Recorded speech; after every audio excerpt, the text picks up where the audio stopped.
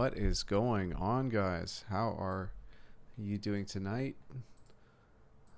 Thank you for joining the Fat Guy and I for the a rare Thursday night football game this year. I think this might be our first Thursday night stream, but luckily the Fat Guy can join us tonight, so that's going to make for a fun game. And I can't think of two more entertaining teams to watch right now than Arizona and Seattle. How's everybody doing tonight?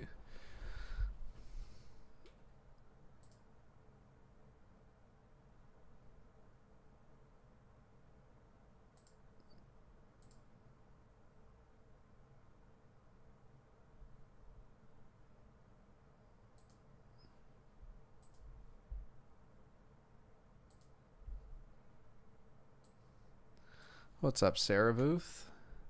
Hey, Mudhole. Otto, you don't see Seattle dropping this game? Well, they are favorites.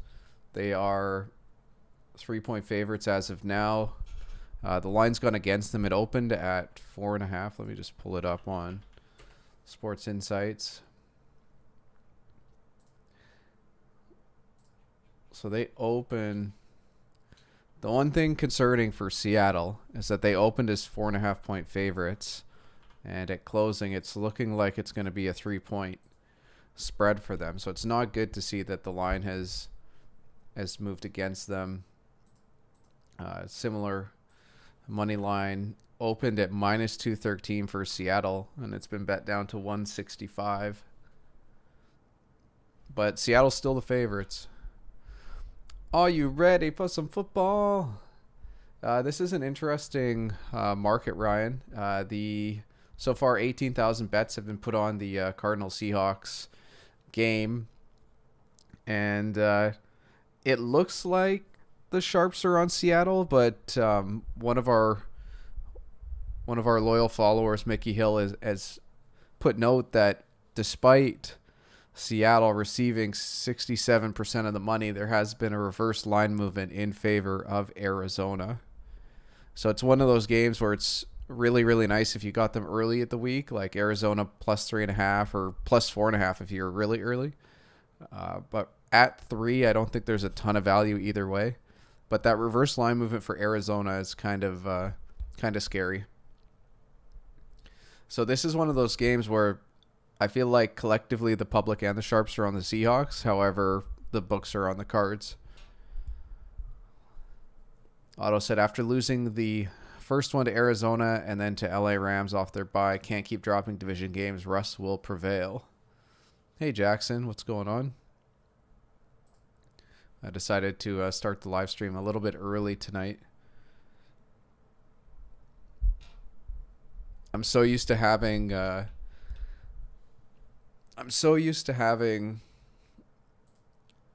the schedules or like the standings for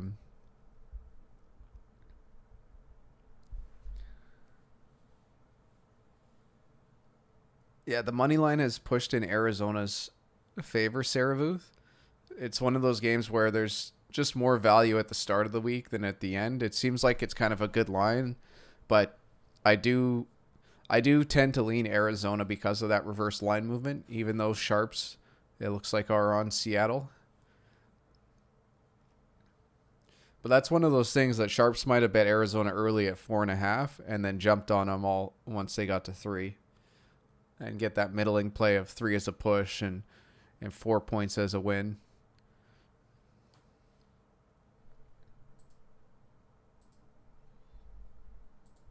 Something I don't do very often is look through the player props, but since we're on early, the Fat Guy's not here, and I'm not sure what else to talk about. I think it would be fun to look over the lines. Let me just get the Moderna's vaccines have yet to be approved. I've got the game up now as well.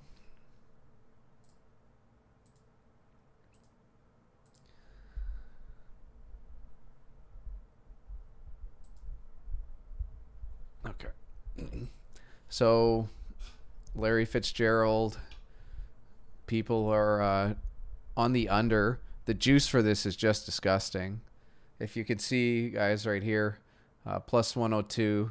Over 37.5 receiving yards is plus 102, and the under is minus 146. So that is, I don't know, what are they taking? Like a 10% juice there? That's crazy. Just under. I think it's like closer to 8%. Let me double check.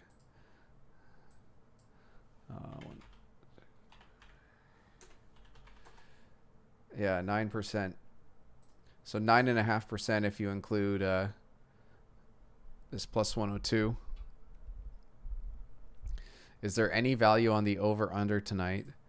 The public and the sharps are on the over. The line has pushed up though. It opened at 56.5.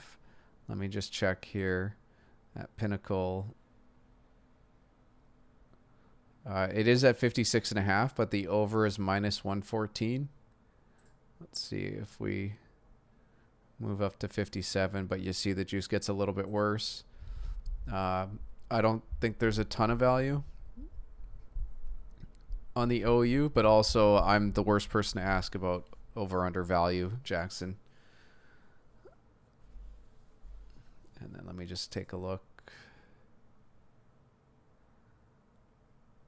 And there's a lot of money on Seattle to win this game as well. 77% of the money on Seattle to win.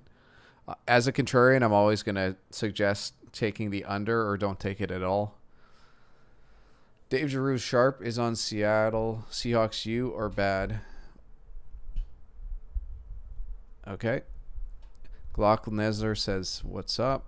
Thursday stream. That's right, Zaps. Can you remind me who I picked? I can try.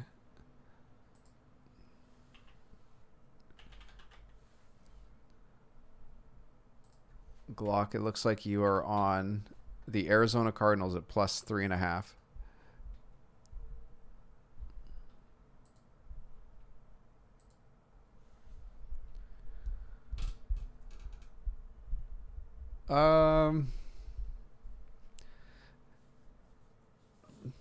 I would say currently I don't have one. For the last, I don't know, 5-6 seasons, it's been the Browns, but I'm just not a huge fan of the Browns. I'm not a huge fan of Baker Mayfield. I don't like how the team puts so much into their receivers. I do like, though, that the team's kind of around like defense and running the ball, but like I just don't get excited for Browns games like I used to a few years ago.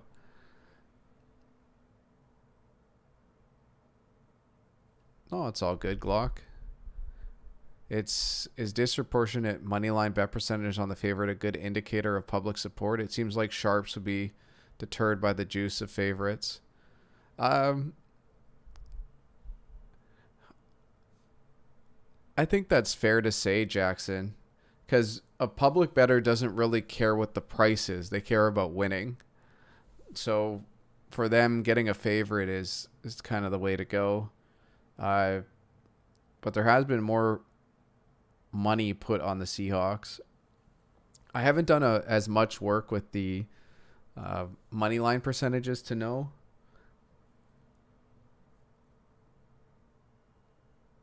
But it's one of those things too, because the line, like this line opened at minus 213 for Seattle at the start of the week. I could show you right here. So they opened at minus 213. So that money might be in people who early bettors might have put money on Arizona at plus 188, and they might be on Seattle minus 166 now at close.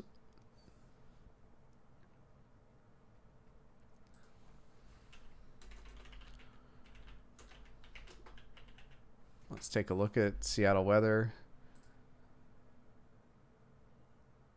It's going to be a little bit rainy. It's not that cold.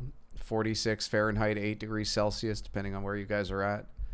10 mile an hour winds. 42% chance of precipitation. So it's going to be some light rain during the game.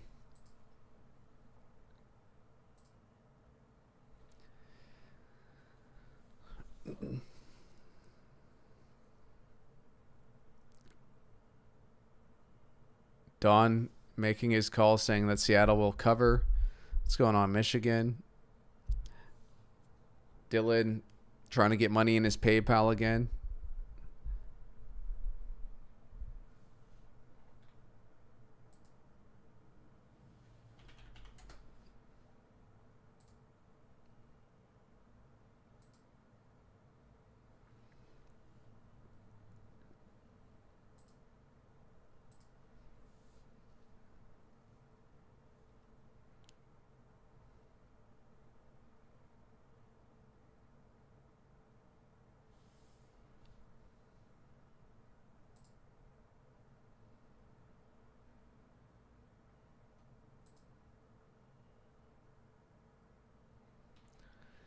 So minus 224 first score of the game is a touchdown. Longest touchdown over 47.5 yards is plus 128. Seahawks are minus 123 to score first. Under 3.5 field goals is minus 146. Total sacks in the game. Under 4.5 sacks is minus 119. Will either team score three unanswered times in the game?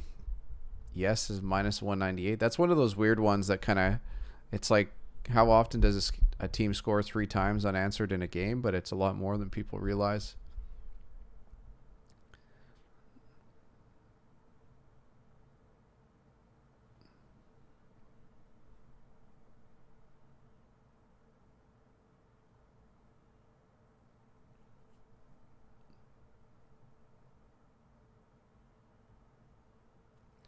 Yeah, the fat guy and I jumped on the Chiefs as 7-point favorites. I haven't seen if that line's actually opened up again today. I know it was taken off the board earlier. They're not showing a line right now at Pinnacle. It was at 6.5 before all the COVID news. So it looks like they're waiting to see. And let me just take a look at the betting percentages.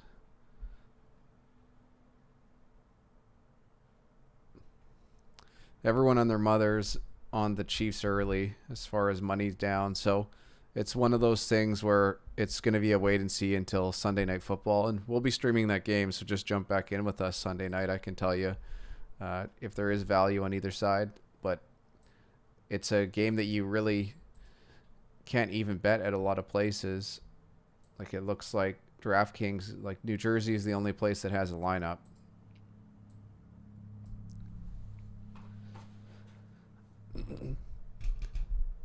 Hello, football fans. What's going on? Untouchable. Arizona +9, under 63. That pick number 1. Seattle easy cover and the under. Fade the public. Well, public is on Seattle tonight. And there definitely isn't an easy cover. There's actually been reverse line movement for Arizona. So I would recommend Arizona. But public and sharps are both on Seahawks tonight. 67% of the money on the Seahawks.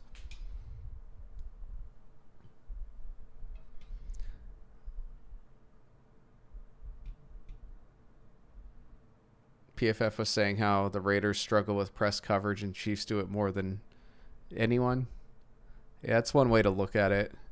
But there might be things that the Raiders might do differently to deal with it that game. You never know how coaches are going to approach a certain game. Sonny's on the Seahawks and the under. What do you think about Razorbacks over LSU? Any thoughts on that game? I don't follow any college ball, so I couldn't tell you. I can look up what the betting percentages are. That's about it.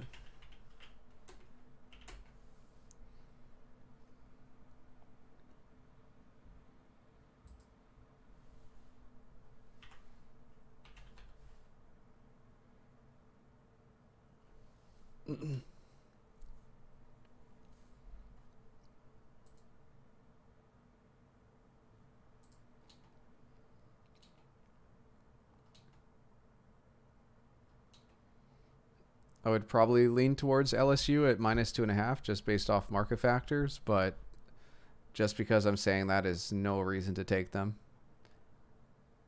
I have no clue how many bets are put on this game. Is this a primetime game? I know LSU is usually one of the more popular teams. I don't know about Arkansas. But, like, I don't know anything. Don't take my advice when it comes to college football.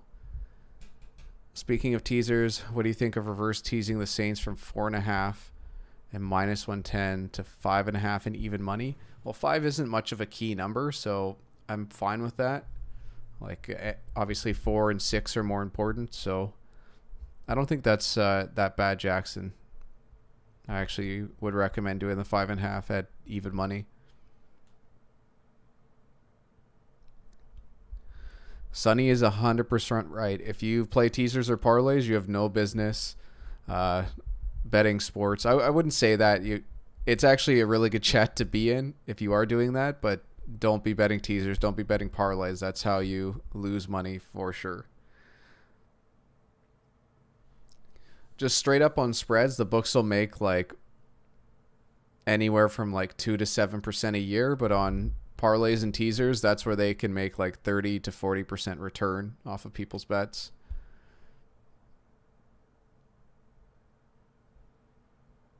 Philly spread going up with COVID list add-ons. Let's take a look.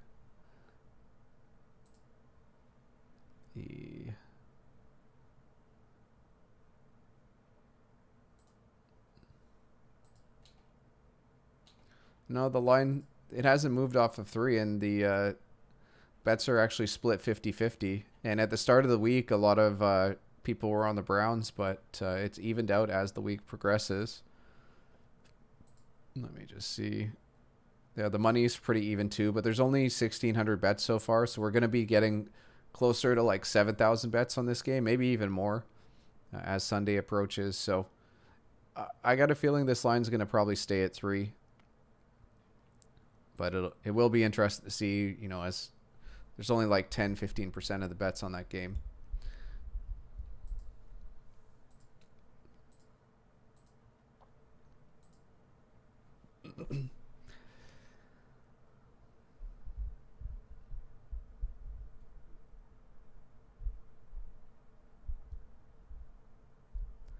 Dylan's just a troll, Sonny. Don't do what I do, basically. That's always good advice and touchable. What about Baltimore Ravens this week? Good bet. Let's take a look. This game's interesting because it's pretty rare to have Baltimore be such a low percentage of bets. So it looks like the public is on the Titans early, probably because that line was higher. I think it was at 6.5 at one point. So it has been bet down. Showing that this line has moved down shows me that they're going to try to make this more of a 50-50 game. So there actually might be advantage to taking the Titans, but we'll see. We'll see as Sunday approaches. It still is too early to say. If it stayed like this, I'd probably do 1 unit on Ravens just as a contrarian play. But I do expect a lot more public bettors to be coming in on the Ravens as kickoff approaches on Sunday. Because a lot more public bettors are going to be taking the Ravens Sunday morning.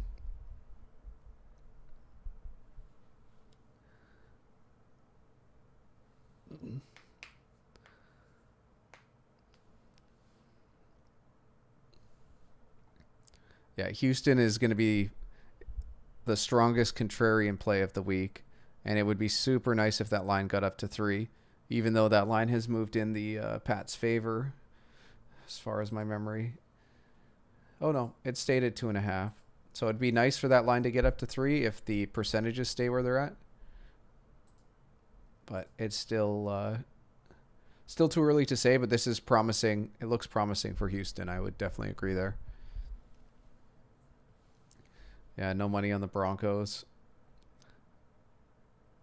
Yeah, there's definitely some heavy money coming in on the Dolphins. I think it's safe to say it could be sharp money, but the line hasn't moved. That line stayed at 3.5. I don't even know if that line is up at Pinnacle. So I think it'll be interesting to see when Pinnacle releases the line for that game. It seems like other books have it up, but Pinnacle doesn't, and I always want to see where the market is once Pinnacle sets their line.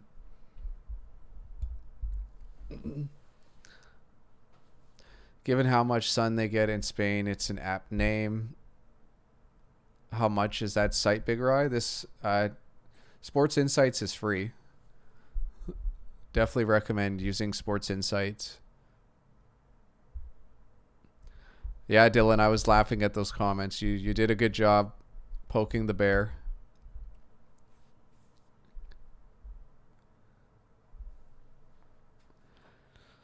Everyone on Atlanta, I like New Orleans. You playing parlays and teasers should be thanking me, not violating me.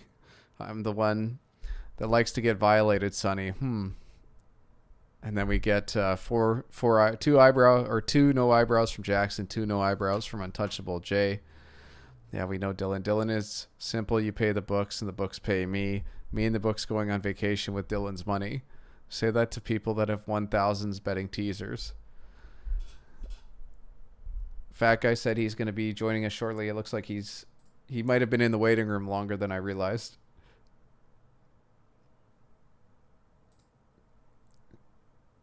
Hey, Fat Guy. I don't know if your mic's on. That's got to be better. Oh, yeah. I can hear you loud and clear now. I'm liking your gear. Very festive tonight. It's American Thanksgiving almost. You can turn your levels up a little higher.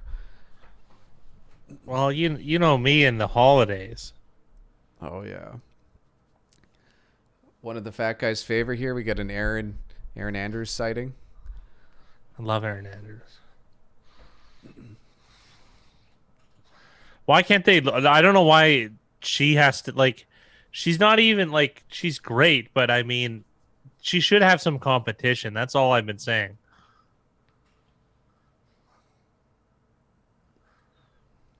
I want to take a look at chat. There's some Dylan controversy, it looks like. Oh, there definitely is. It's standard stuff here.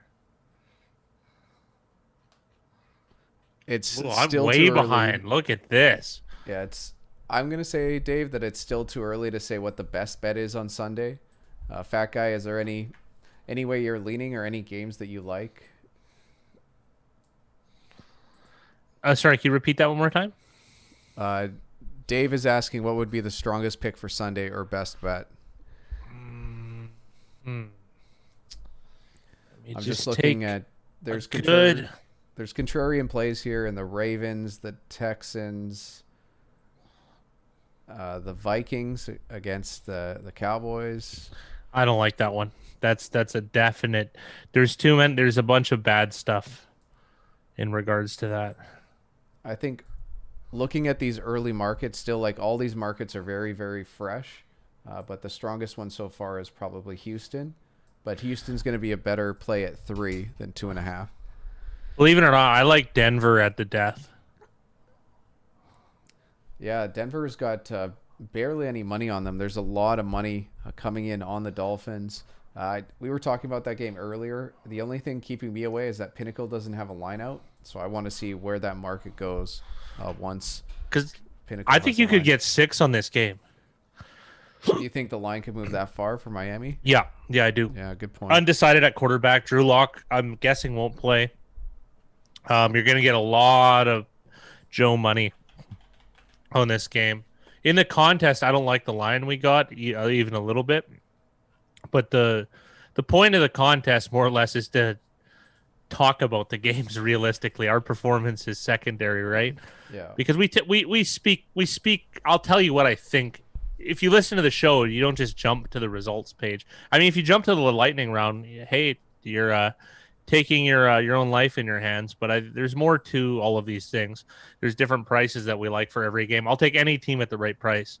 Means someone said I would take a team of grandmas if they were getting points against the Chiefs, and I said yes. If I got literally a group of grandmas of my choosing, I would take them plus 350 points against the Chiefs. So yeah, there's a price for everything. If Drew Lock's out, that means Brett Rippon or Jeff Driscoll will be starting for the Broncos. I would guess Jeff Driscoll. That would be my. He's got experience. So does Rippon, but more so Driscoll. And Driscoll plays similar to Drew Lock. I don't even think he's that much worse, to be honest. I think that Rippon. I think actually Rippon is the guy. He usurped Driscoll after Driscoll played poorly earlier in the year, but Drew Lock was able to come back. Yeah. Rippon got it. It says here Vic Fangio comfortable if quarterback Brett Rippon starts for Broncos in week 11. Brett Rippon, really? Oh, okay. I thought Driscoll would have won it back because he's more in this style, but you're not losing too much either way. Josh Allen saying he thinks that Drew Lock should play. Either way, I mean, I like Sonny's line here. He said a lot of Dylan money on the Dolphins. Yeah. I think we might have to take that. Start using the term Dylan money. Dylan money. Sarah Ruth likes Miami this week. I don't know about Miami. I'd be staying away from Miami. But the fat guy just did say that he could see that line moving up. So if you do want to take Miami, now's probably your time. I would take it now.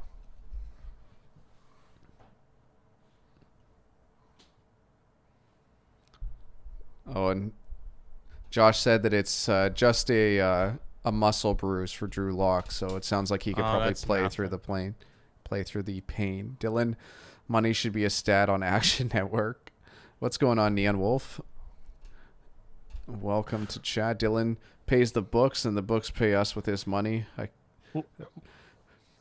Okay, I got a comment about that. Think about this. I have we'll call them, they're friends of mine. They've been friends for a very long time, but I like asking them I like hearing their thoughts on games and stuff, because think about it. They never really win money. When's the last, have they ever won anything long-term gambling wise? Ask yourselves that, your regular buddy friends, even yourself. You get to hear about the big wins, and that's about it. You don't hear the day-to-day. But you can get it out of them. They lose every year. Whereas if you talk to us, all we talk about is how much we lose. Yeah, I guess that's a good guys who actually do okay tend to not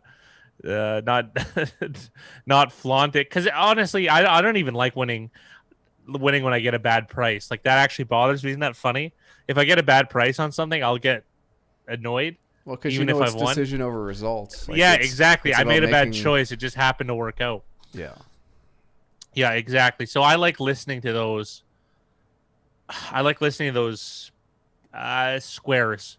I like them. I do like them. I just don't want to give them a negative, pejorative comment, but I do like those squares, and they honestly it's as simple as going against them. So I'm about to lock up a bunch of bets on Arizona. So just give me 1 second here, guys.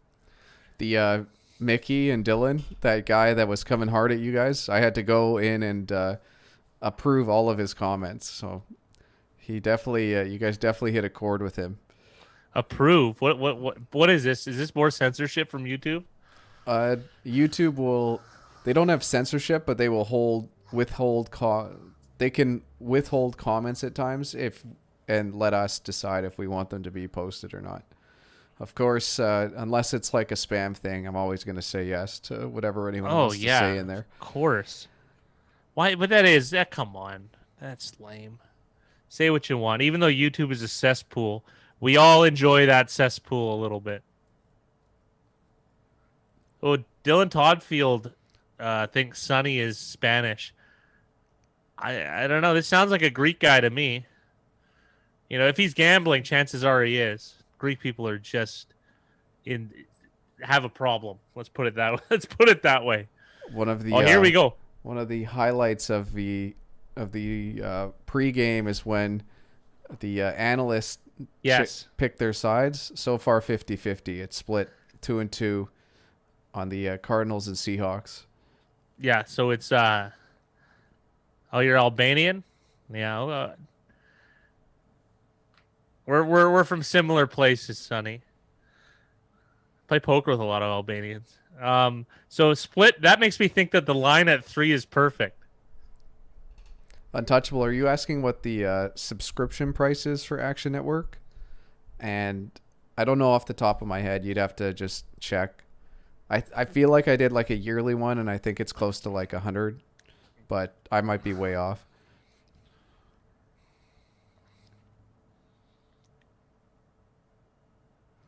It's sounding like Dylan and Sunday might be able to make a bet of the century tonight if you guys can find a bet to settle on. This is funny. Yeah, at least the Fox analysts are 50-50 this week. And I think a lot of people look at this game as kind of a coin flip. And I think that's why the lines kind of come down. Seattle might be one of the only places where people do look at it as a home field advantage, whether that's a real thing or not.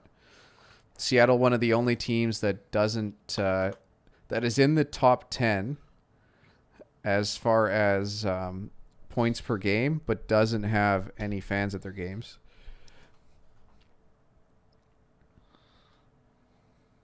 Jonathan says Arizona is going to win.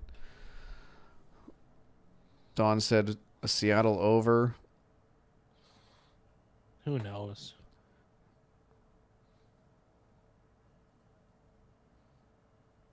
Don says Chiefs cannot be losing again to Las Vegas. It's very possible.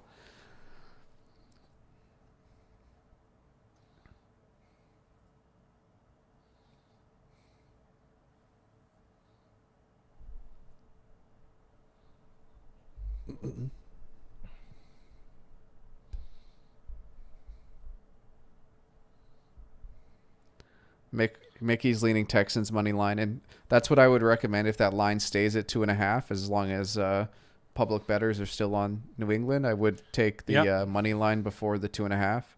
But if the line comes up to 3, I would be on the Texans +3. There's some work we have to do on that, though. There's like high variance teams, I think, that are more likely to win than cover or lose horribly. And Big Ryan and I have to do a study on that, because there's times where taking the spread doesn't necessarily correlate directly to money line. Like the probabilities just don't match up, even though it's just not linear in some scenarios. Yeah, there's definitely ways, like if you guys really, really want to optimize like a few percentage points here and there, and like, I mean like literally a few decimal points of a percentage, like there are times where it is better to take money line than spread, even if the spread's like 6.5 or 9 or 12. Like there's just more, they leave some meat on the bone sometimes with the with money lines.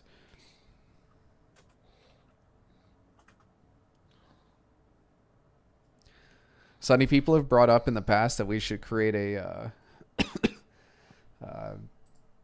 sorry guys, the line has come down, so I'll switch over to the live line. We could all follow along with the live line tonight. The an interesting sorry, what was I about to say? About creating like a Borg? Yeah, like creating 2 different people in the contest, one that's all public side, one that's all sharp side. Yeah, there is, Don. Jamie's teasing. Oh, always recommend not teasing.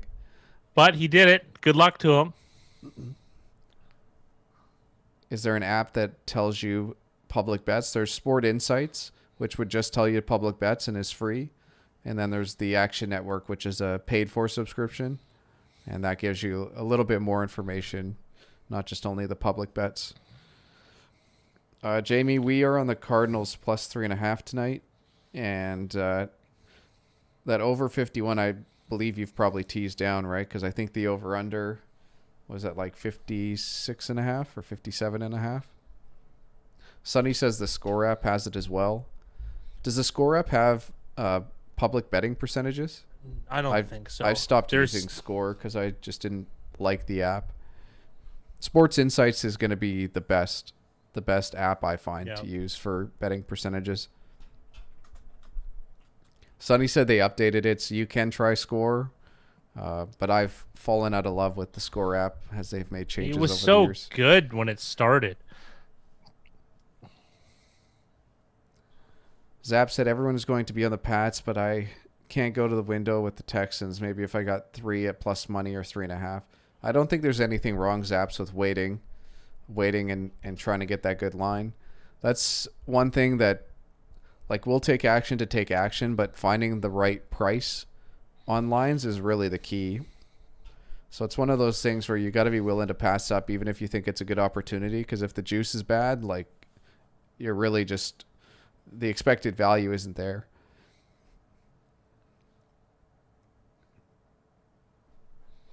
That's exactly it. This is exactly it. I called this though in the early lines video, the one that's a members only. I said 3.5 is the best price you're gonna get for Arizona. Not that I'm trying to pat myself in the ass, but here I go. And that 3 is probably equilibrium, and I felt good about that. I felt good about it.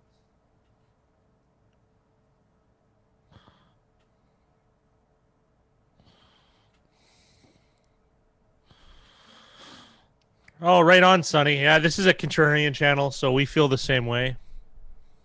Dylan's come around a little bit, though. Dylan used to lay points every game. Dylan's improved quite a bit. Yeah, let's put it that way. He's our heel, though. He likes talking trash. That's his thing. Seattle gets to start with the ball. I love these Seahawks neon green jerseys. It's my least favorite one.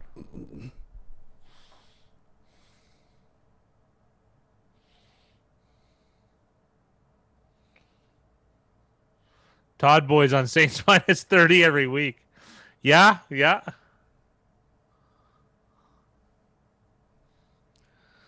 Well, big sack early for the Cardinals. I'm that far behind.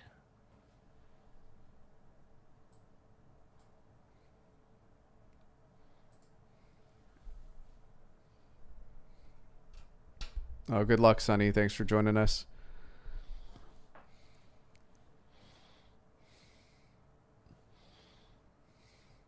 What you're on? Are you streaming Shaw? Yeah. What channel are you on? CTV. Oh, CTV. Okay, I'm gonna do that because I think it's a little bit ahead. Thank you.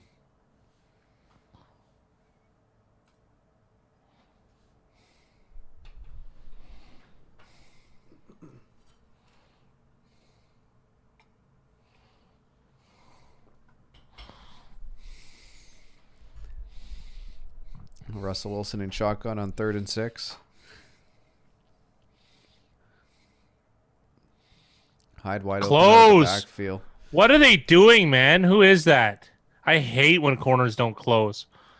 All you have to do is engage so your buddies can have time to get there. You know what I mean? Mm-hmm. They do this stutter and open up step instead of rifling at him. Even if you missed cleanly, you got 2-3 other guys there. And he's going to get the first down anyways. Just really pathetic in those spots, but they don't coach that anymore.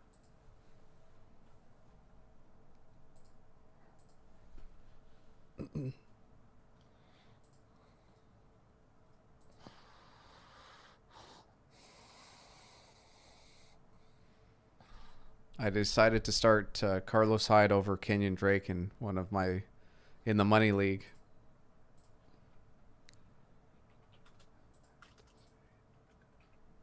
And then I've got, I believe I've got both Drake and Hyde on the BRFG, the Boston Bastards League.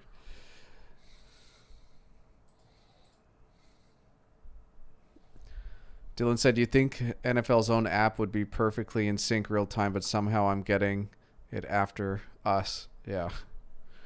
I don't know what to tell you. You figure the NFL would be more instant than that. Yeah, Jackson. Definitely take a drink every time they mention the MVP race. Oh, yeah. This is the perfect game for it, really. two of the top 4 contenders here with Russell Wilson and Kyler Murray as of today. 3rd and 4 for Seattle. I think Ben's going to come in the conversation eventually. Like, he kind of is, but I felt like he lined up offside 43.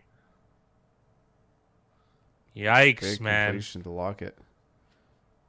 Only Russ does stuff like that.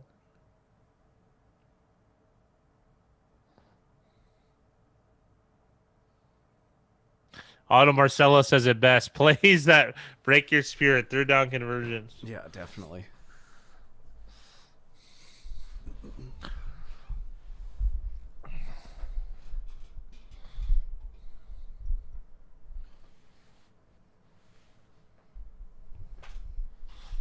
Right on, Jay. The one thing about these 3rd downs that's daunting is it's just more time you're on the field, right? And it's just like, it's just diminishing.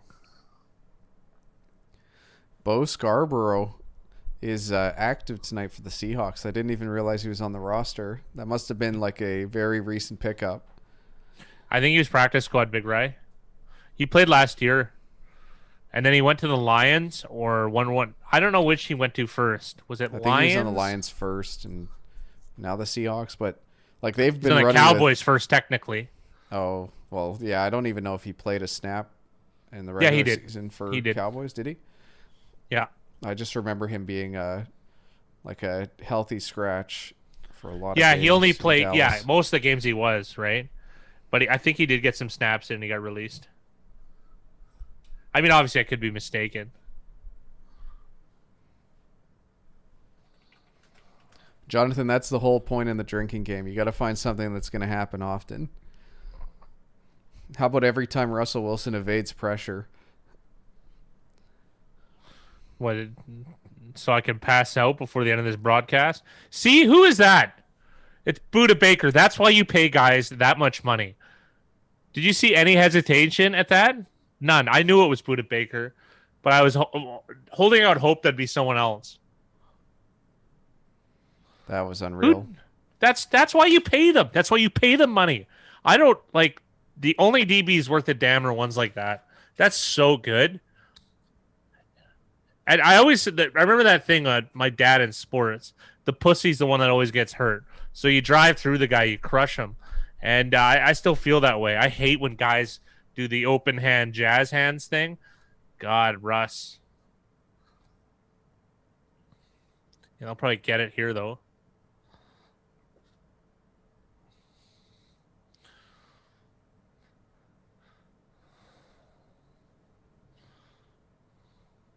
Oh, no one will survive that, Jay. Nobody.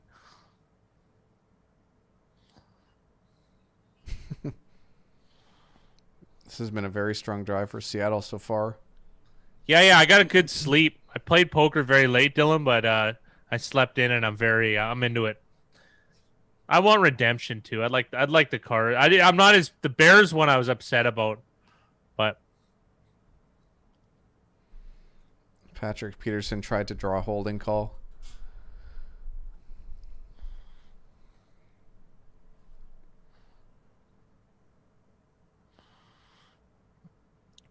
I wonder what Metcalf's run blocking stats are.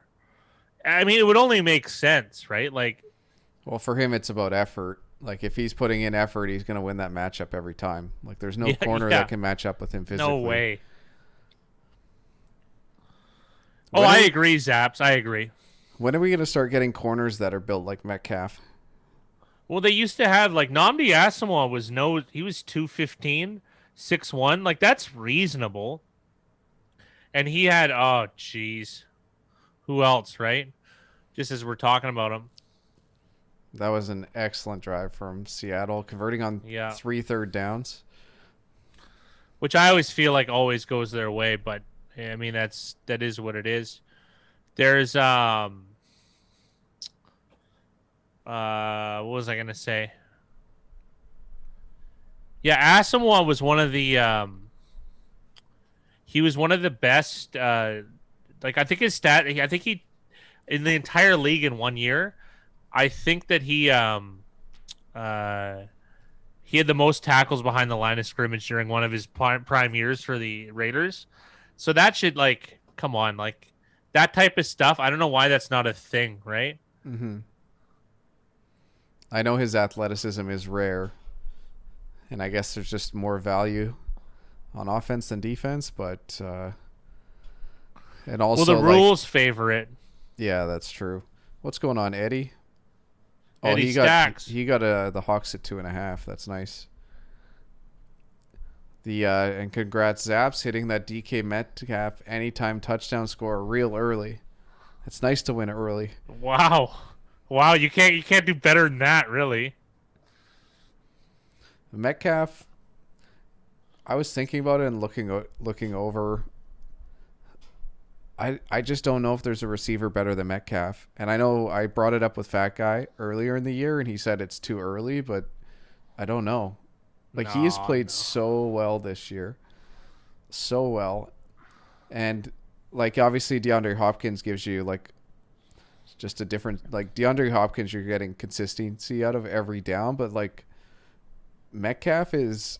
He kind of reminds me of, like, Tyreek Hill when he came into the league, where it's like he can just break one anytime and just physically dominate, like, double coverages. Physically in a different way than Hill. Hill just blew the doors off with his speed. Metcalf's kind of got more to him. But I think Metcalf's really just scratching the surface. Like, I don't think he's very polished at all, really. Yeah. But that doesn't mean he's not of the best there is. His ceiling might be right up there, though.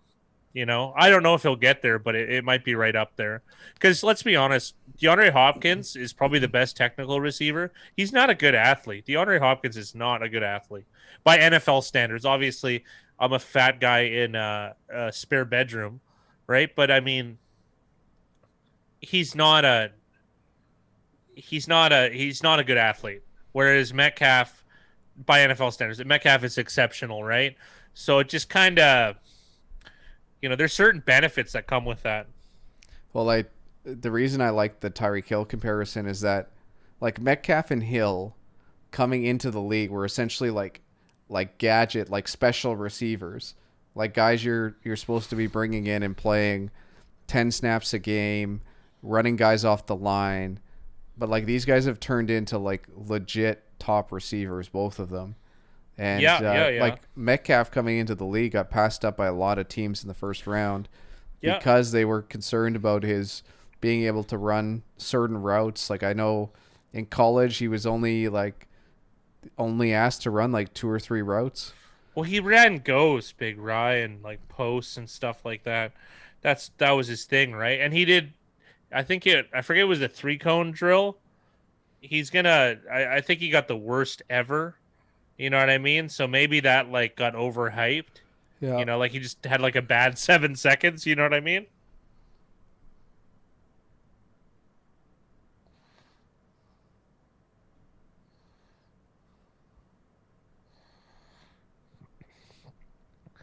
Kevin Ray taking the huge, huge risk, parlaying moneyline Jags and moneyline Jets. That, if I ever wished for one parlay to hit, that would be it. Mickey Hill's got it. Yeah, you're tied to your OC, and clearly Schottenheimer is finding a lot more uses for Metcalf.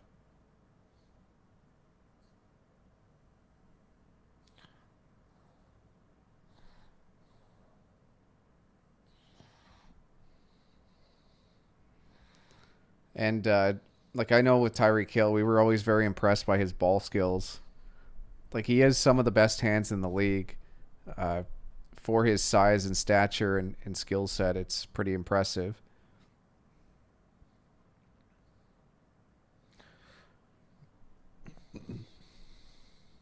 Two messy plays. You can't have a 3 and out. You can't have a 3 and out.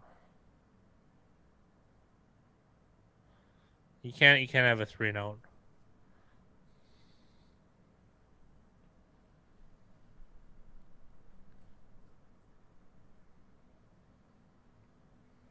Yeah, the cheetah baby.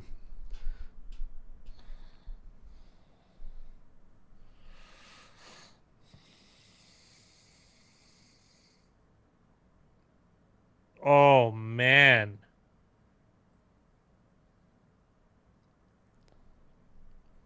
want to see this replay because it looked like Hopkins had one arm grabbed and held. It did look like it.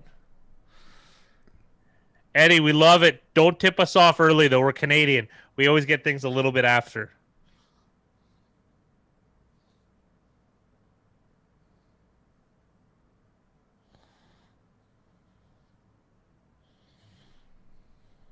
DTF, I think it's just you.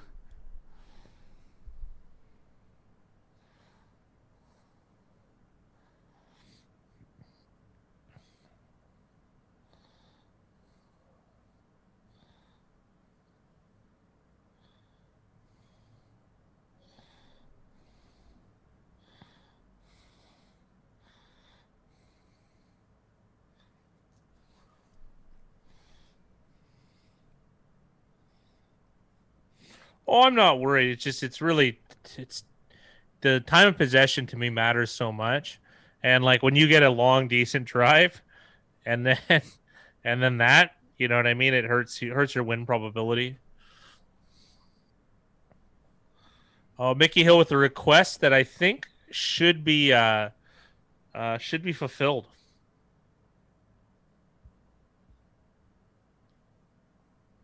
Fat guy, your thought on the Saints coming down from? They were like what 7-point favorites at one point, or 6.5 No, down to 4? I think it was just 6. I had mentioned that I think that it's an overreaction. That thought was kind of placed into my head by Mickey Hill, and it was right. Like I think it's an overreaction. I think that Jameis Winston might be an upgrade on Drew Brees if it's used correctly. If he's used correctly, which if I have faith in a coaching staff as far as creative offense, this might be it. Because think about it, Taysom Hill, his snaps should go up. Taysom Hill just a little bit, and Jameis Winston is going to be able to get the ball down the field. I like the Saints this week. I really do. That the lean is for the Saints, and I don't mind laying 4 points. I really don't. Let me look here. They're one of the bet ones I like a little bit more this week.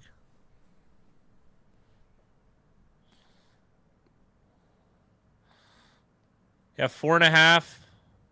4.5, 4. You can get 4 a lot of places. 4 seems nice. 4 minus 105.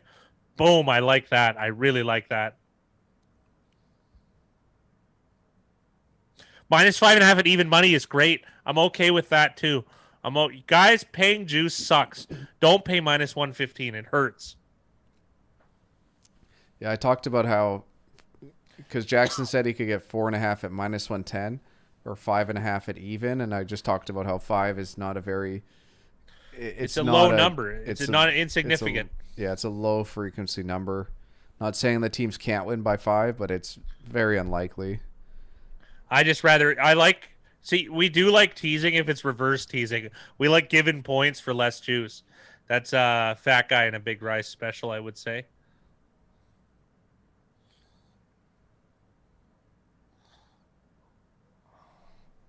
This ball ended up on the ground. I'm confused with what happened. Always. There's a fumble. It'll go the Seahawks. The snap was fumbled, and I have no clue how David Moore fell on this a few yards past the line of scrimmage.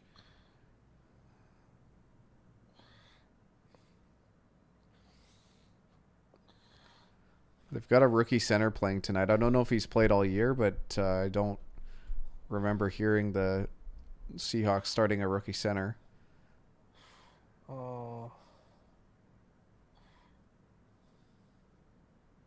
You know what I like? If they're look at not the size of 93, even Wilson is superhuman, but you get a guy that big falling on you all night, it's gotta add up.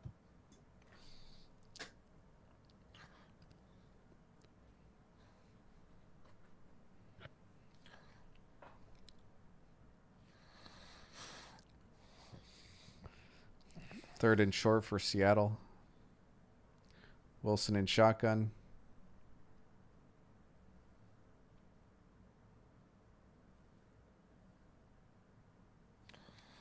He had so much time there. Good job.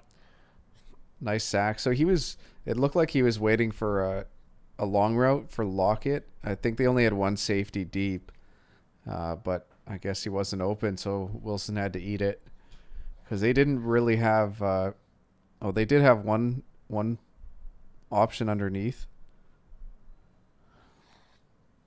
Yeah, Eddie. It's also it's getting streamed through Zoom, then through YouTube. So there's a lot of like buffer layers, and we're in Canada, so we're already a few seconds. So you gotta like adjust your thing. I know it's annoying, but it's one of those. It's one of those things.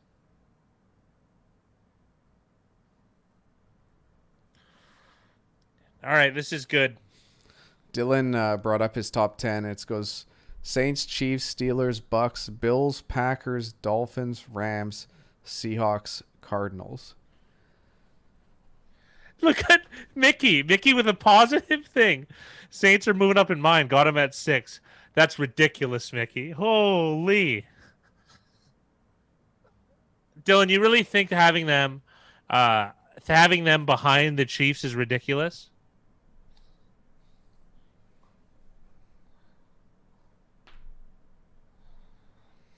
Zap's thinking about laying 10 with the Steelers playing in Jacksonville. It's interesting. Let's put it this way. I usually hate that kind of stuff. Not hating it. Zaps is a sharp guy. There are some arguments for it.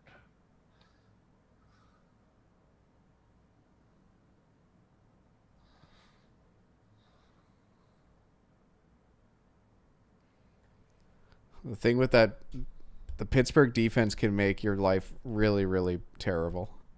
Let's put it that way. And Jacksonville's offense definitely leaves something to be desired at times this season.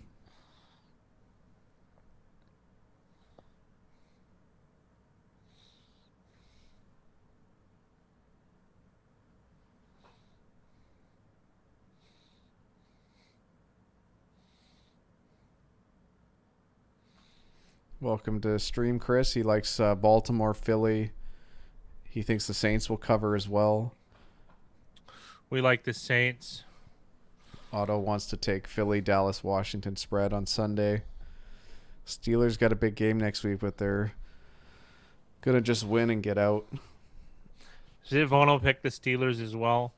It's a little bit square, but I mean I kind of get it. So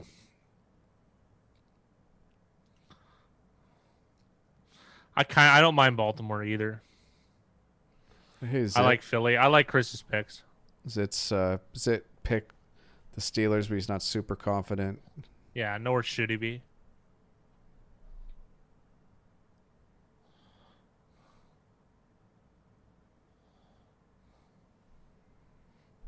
Yeah, it's a good point, Zaps. Like line of scrimmage stuff is it can be a disaster. We saw it with the Chicago-Minnesota game, and Minnesota's defensive line isn't even strong, but that O-line just killed the Bears offensively in that second half. They killed them the whole game. It's just Chicago ran out of gimmicks to be able to move the ball down the field without having Foles just drop back. That was just so pathetic. I always find that interesting. I find that teams run out of plays.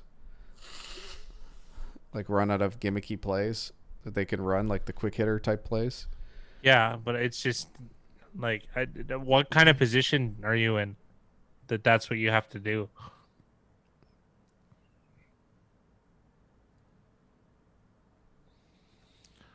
Wow, I'm surprised Murray didn't hit Fitz there.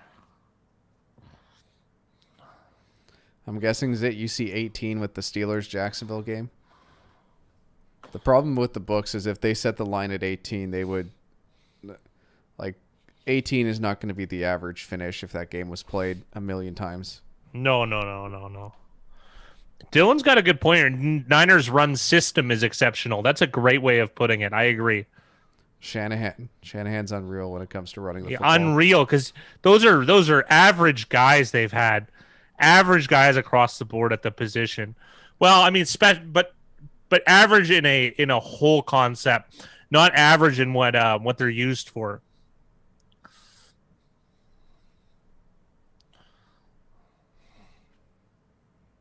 It's nice to get the Rams at 4. That was not a line we saw moving in that direction. Yeah, I didn't think so. I thought it would hold steady, even with uh, all the love for Tampa Bay. And Eddie, I even took I teased Washington up to 2.5. Reverse teased. Yeah, minus 2.5 Washington. Well, that's Zaps. That's exactly how I felt about Washington. Dallas. Yeah. When Dallas He wanted to put a serious amount of dough, and I had to talk him out of it. Boy, do I have egg on my face. Well, it was still the right decision. It would have been a good result, but it's decisions over results.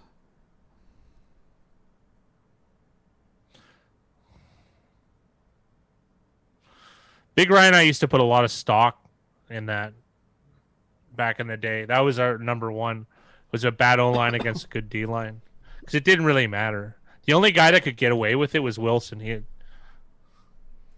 Zitvono is more realistic with that.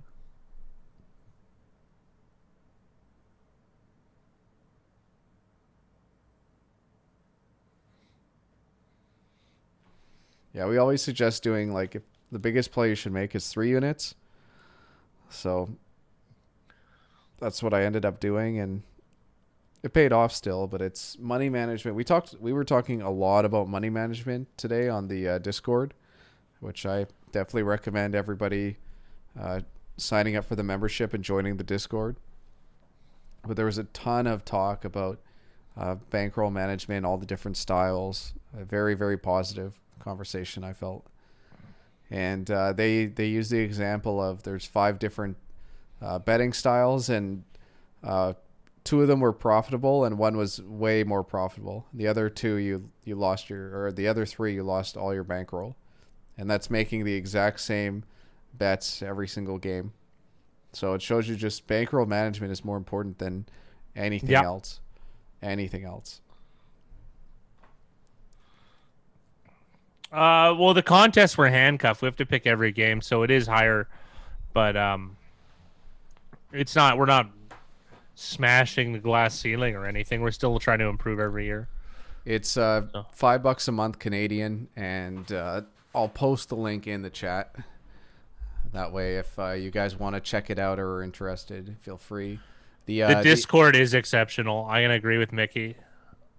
The other thing is that we do opening line videos as well as closing line videos, or like betting market previews the day before games.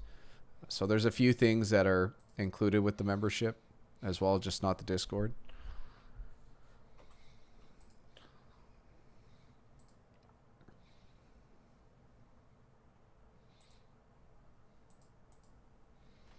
So I just posted the link to join the Discord. It'll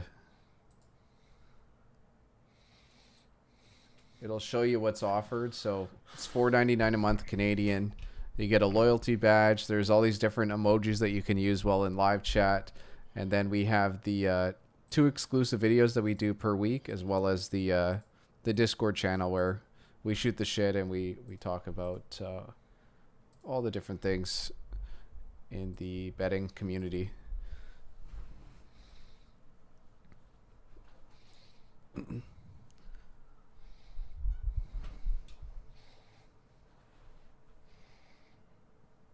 Oh, fat guy, what's worse, your French or your Greek? Pardon me? Zit asked, what's worse, your French or your Greek? Oh, jeez. Boy, is he nailed it on the head. Well, I can read French. Not well, let's be honest here. Speaking French is way worse. I don't even think I could have the gall to do it. Reading, I can barely string the Greek alphabet together anymore. So my girlfriend's learning it, though, and she's getting a little bit better. I'm just worried she's going to start hanging out with my dad, then they're going to go to the racetrack and golf. It'd be weird. Zit, this is going to sound really bad, but this is actually the first year where I haven't tracked my bets. But bet percentage-wise, it's actually been a lot stronger than the contest. I'd say, off the top of my head, we're probably around 56%. on bets this year. That sounds about right. But unfortunately, I can't tell you exactly what it is just because I haven't taken the time to do all the numbers. Holy man. And like 56% is really high and really good, but we've had a really strong start to the season, and like we could lose the rest of our bets the rest of the season. Like that's just how it is. We didn't have a strong start. We had a strong middle third. Oh, even I think only the first week, I think I've had 2 losing weeks, and week 1 was one of them. Yeah. So it's been I lost big on week 1. It's been pretty strong ever since then. The other thing I'll say is like 56%, but like there was, I think one of the weeks I didn't even make a bet. So like there's probably a sample size of like 30 games rather than 120 or 30, however many it's been so far. So like 56% is what? Going like 18 and 14 or something like that. Like it's not as crazy as it sounds. Jackson's learning Korean. That's kind of cool. I like Korean food. I put kimchi on everything. And there's a Korean grocer like half hour from where I live, and they have like the best prices on everything. So I quite like it. No flag, it looks like. Wow. That holding penalty is going to pay dividends. I love kimchi. It's great. Just buy a giant bin of it for like 10, $12. Thank you, Play Eddie. poker with some Koreans. That's really nice of you to say, Eddie. Didn't catch Eddie's comment. I love the community you guys are putting out. I appreciate it for sure. Yeah, so do we, man. I got to be honest that the Discord is like the coolest thing ever. I don't post as much because it's not really my, like I try and put stuff in that's relevant, but it's not really my thing. But believe me, I read it all, and it's there's a lot of good information there, a lot of good ideas. It's nice. It's a boiler room of guys putting together good ideas.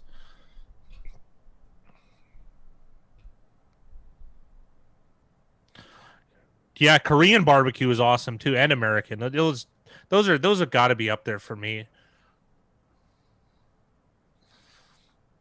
I want to go to all you can eat now. Do I need to? No.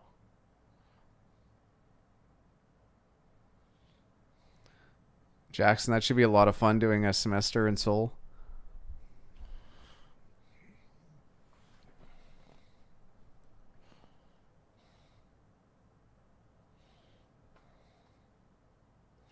Mickey watched a YouTube video of Korean people eating American barbecue. Yeah, they have it out there. It's a good one. I know what he's talking about. Oh, appreciate it, Eddie. It means a lot to us.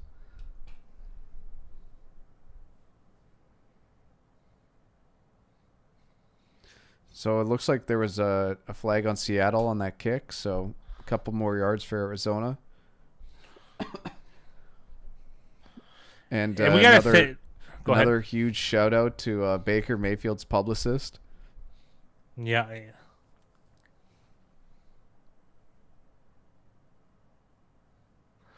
And thank you guys for making these live streams a thing. It's given us a lot of confidence, letting us speak on the fly, and I think Big Rye's penis finally grew in.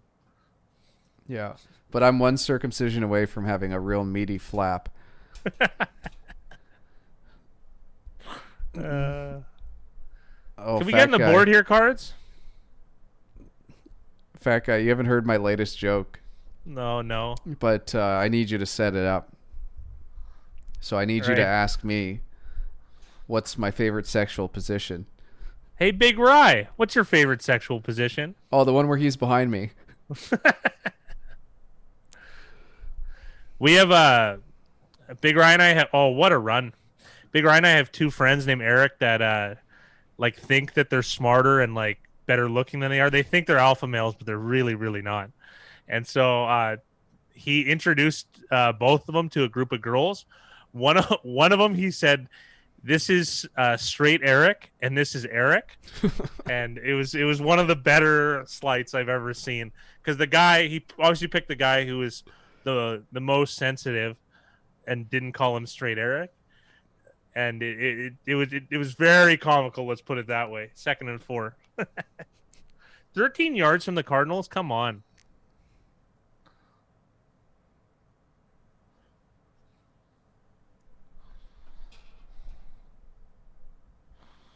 You know what I've noticed? There might be a trend here. Heisman Trophy winners are actually having success right now in the modern NFL. Yeah, it is The interesting last to 2 see. years.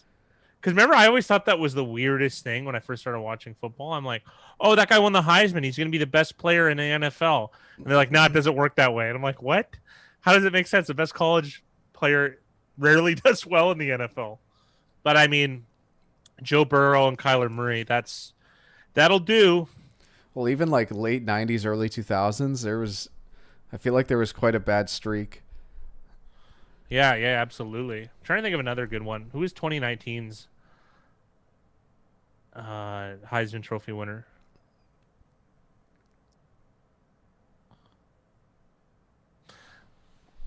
No one should be allowed to hate peanut butter.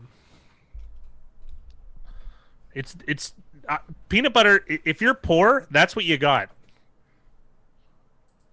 I had a friend who was a bodybuilder, but he was broke, as they tend to be, actually. And God, he used to eat jars of peanut butter. They hated. Oh, they're out of their mind. So, Joe Burrow was a hit 2019. I'm gonna. Oh yeah, right, Joe Go Burrow. I out was and thinking say 2020. that's been a success. 2018 was Kyler Murray. 2017 When? book still out at Baker Mayfield. No, that's a failure. Big Ry. 2016 Lamar Jackson. That's a win. Been a surprising win. I feel like. 2015 was Derrick Henry. Win. 2014 Marcus Mariota. Fail. Jameis Winston 2013. Fail. Manziel 2012. We already know. Robert Griffin III in 2011. Fail. Cam Newton. We'll call it success. He won MVP. He took How do him you to not the call that Super Bowl too. That's a success. That's a success. Mark Ingram, 2009. I'm gonna say success.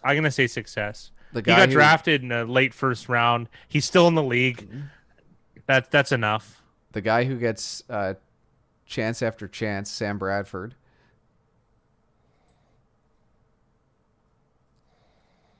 I'm going to go out on the limb and say Bradford was a fail. 2007 was Tim Tebow. 2006 was Troy Fail. Smith. Fail. Matt Leinart. Jason White. Carson Palmer. Eric Crouch. Chris Weinke. Ron Dane. Woodson. There you go. Woodson's Hall of Fame. There's some bad ones here. Barry Sanders, great. Tim Brown was great. We don't have to go Bo Jackson, Vinny Testaverde. That's all good.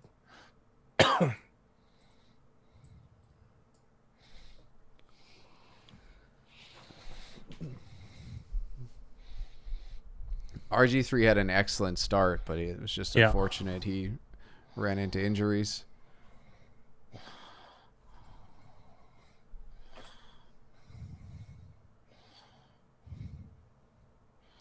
Mickey's dog loves peanut butter. I like that.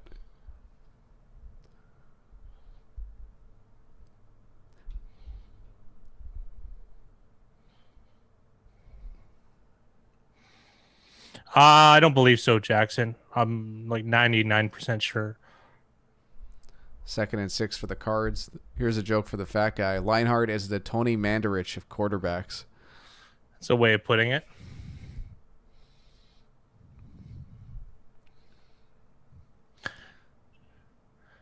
Tony Mandarich, forget what the stuff or something they called him. Is Woodson the only defensive player to win? Yeah.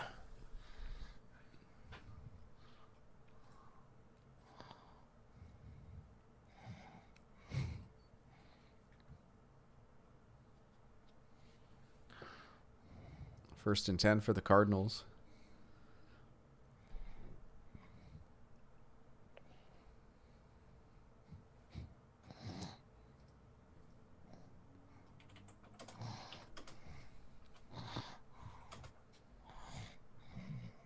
Yeah, and Woodson beat Peyton Manning.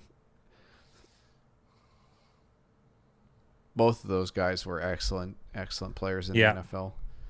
Not that anyone needs me to tell them that Peyton Manning was a good NFLer.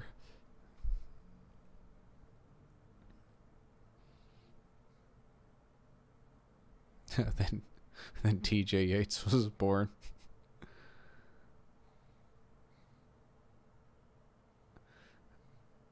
Dylan, all the points are going to be manually calculated by me.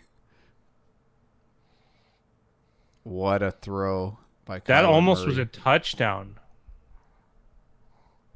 Max Williams? It is Max Williams. I didn't think he was going to come down with that, to be honest.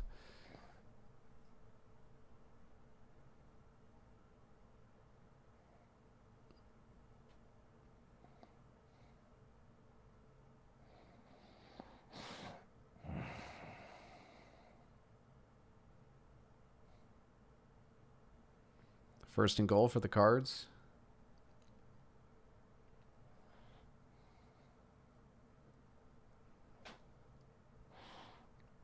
Let's take some time off, guys. We can run it here.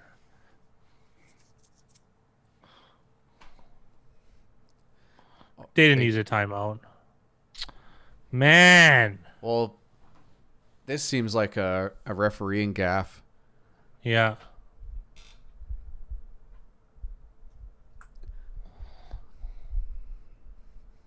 So, Dylan, whoever the top 4 teams are, which we'll know after week 14,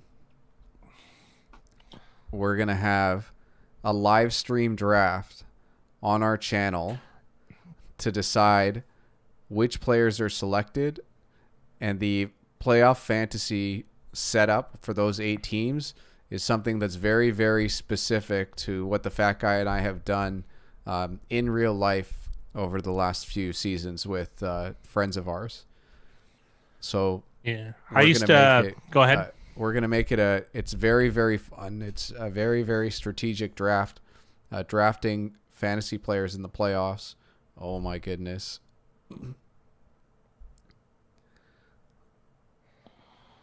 What the hell?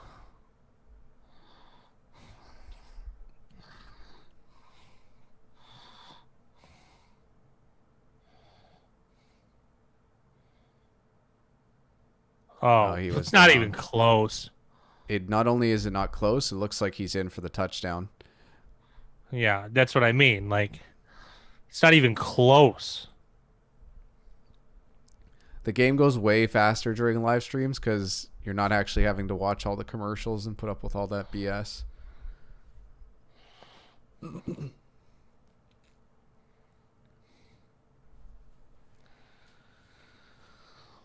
Yeah, worst case, he's barely short. He looked into me. I don't think any of his body touched the turf before he was down, which is how I worded it. Sounded really stupid, but it didn't look like he was down before he reached the goal line. The ball hit the ground. That's how it fumbled. Yeah. Oh! Roland Walton in the building. Well, we thought we lost you, Roland. How are you?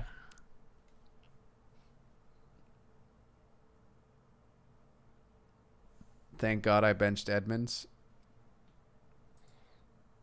I mentioned it earlier. I've got both Drake and Hyde starting in one league, but I started Hyde over Drake in another. So unfortunate, but it's a nice start for Kenyon Drake if this counts.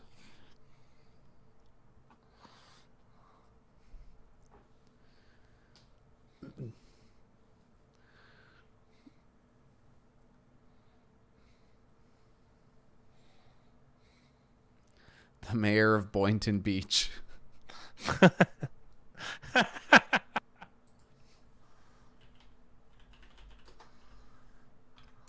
Well, you got a warm welcome here, Roland. And what's it like being CEO of such a big company? Speaking of food, I'm going to go check to see if I have any. I'll be back. Yeah, whatever.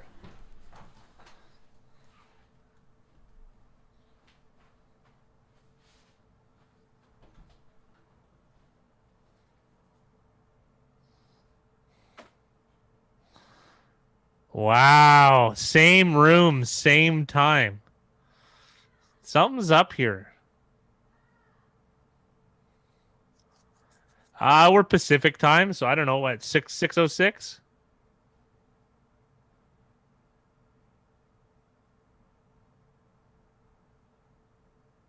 Nice. There we go.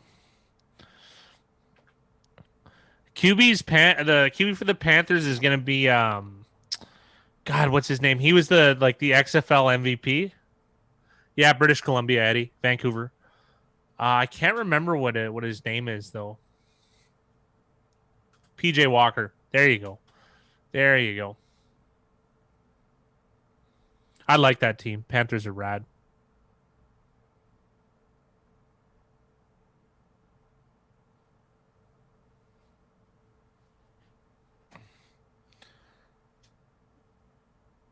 Yeah, it's not really my bag, but it's pretty popular here. Let's put it that way. You know, chances are there's a lot of growers out here. There's a lot of stuff there. The prices are down though, so I have a couple friends that are struggling because of that. But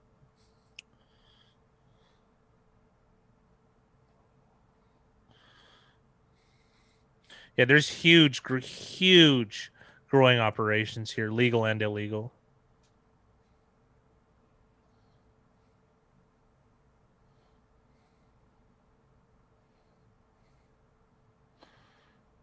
I don't remember ever seeing a college game scoreless.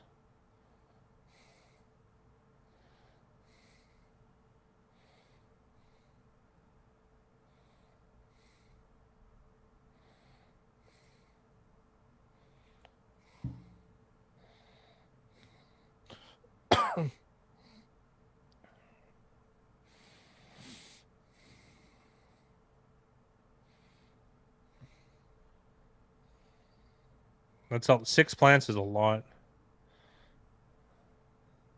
It's pretty complicated though. Smoked bales of it back in '86. That's so funny.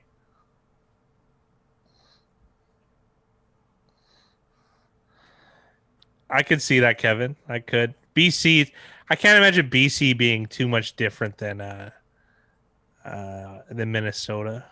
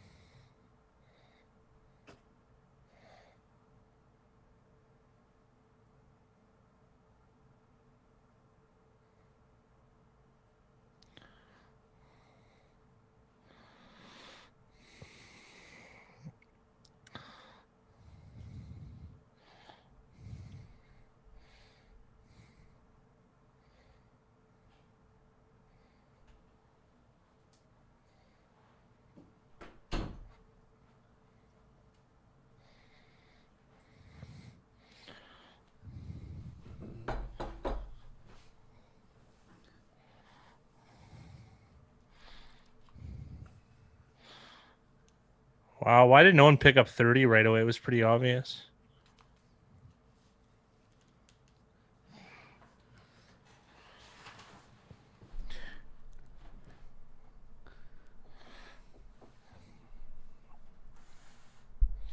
I smoked Amsterdam I smoked in Amsterdam, God, when was it? 12, 13 years ago? 14 maybe? Yikes, long time. I haven't done that many times since, to be real.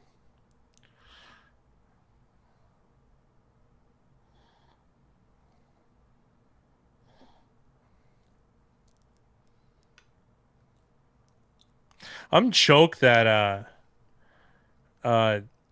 Chris Carson hasn't played today.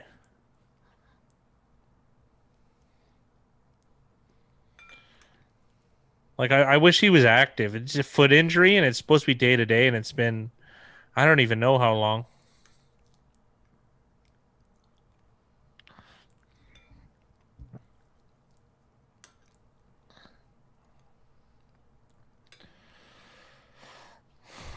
It happens, Dylan. I got 5 leagues. You're a rookie at this stuff, though, pal. And I think I'm still ahead of you anyway. So what difference does it make? How about that?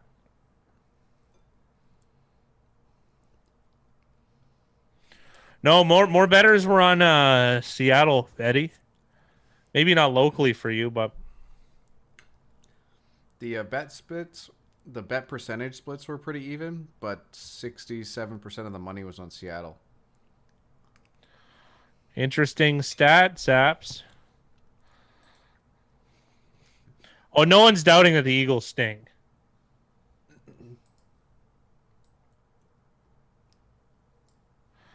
Yeah, that's health and fantasy.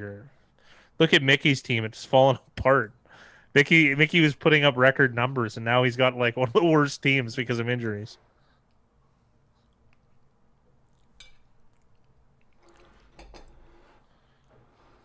Who do you Would think you wins reheat NFC there, Big East? Rye? My wife made shake and bake chicken, mashed potatoes, and Brussels sprouts. Not bad. It looks tremendous. I bought one of those roast chickens the other day, and I bought Filipino buns. Can't beat it, man. Yeah, I had like 6 buns, they're fully good. loaded.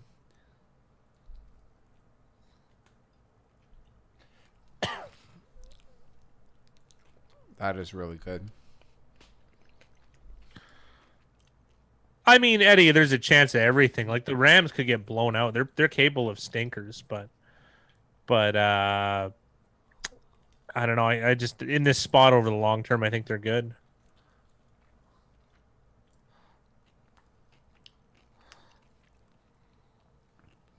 Gotta give credit to Schottenheimer. Some of these plays are pretty good.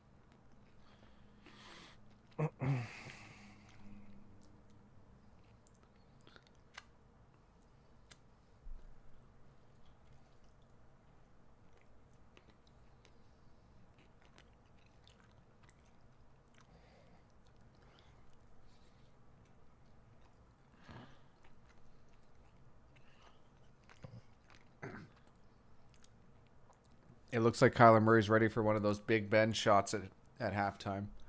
Yeah.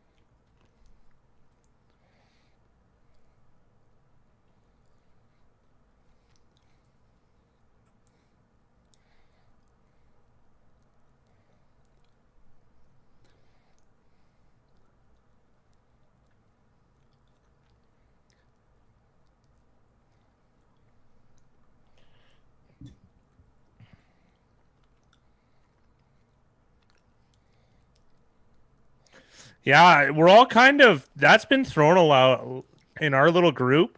The football team to win the division has been thrown around a lot, and it's I don't know. I just want old Alex Smith back is really what I want. Because, but if he comes, it's obvious. I mean, they're a favorite, I think.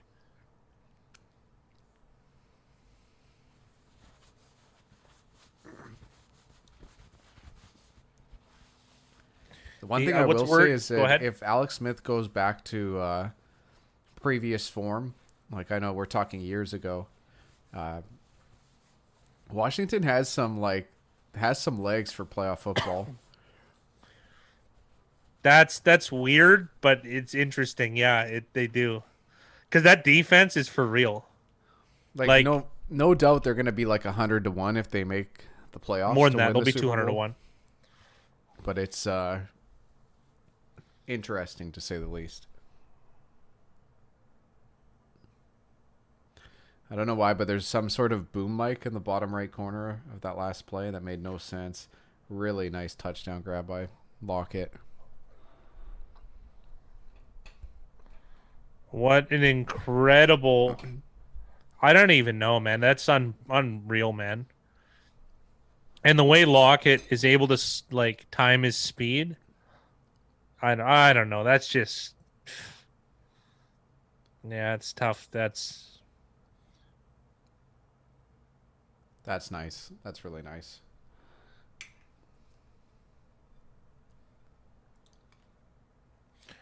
Ooh, did we miss an act?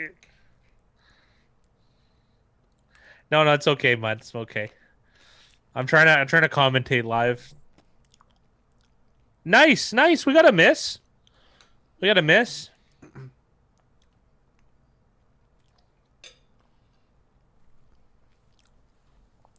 In a game full of touchdowns, that could come to be really pivotal for spread bettors. Fat guy, do you have any thoughts on the NBA draft? No, I didn't even look at it. It was that's all you. I It's don't know enough to comment at all. yeah, it's for the NBA. I used to follow it quite closely, but I haven't for years, and there's no value in what I could say about the draft. Hey, Brett, how you doing? Hey, Brett. I would like. Here's a good. I can say this much. I don't like the direction of the NBA where players are just choosing what team they play for. I hate that. I don't like. I think they're running amok almost.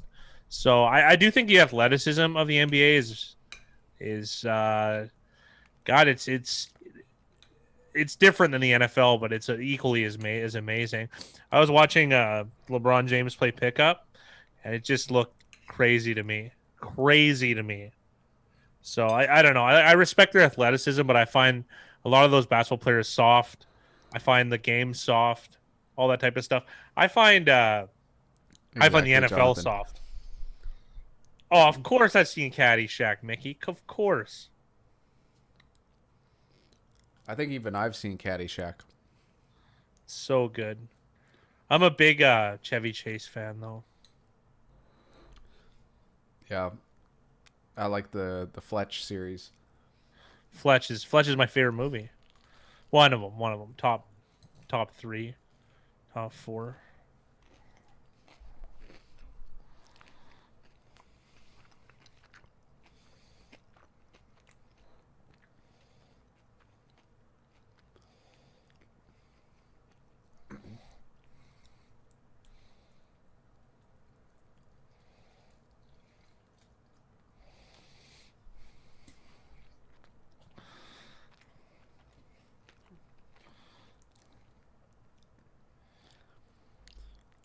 Hey, Brett.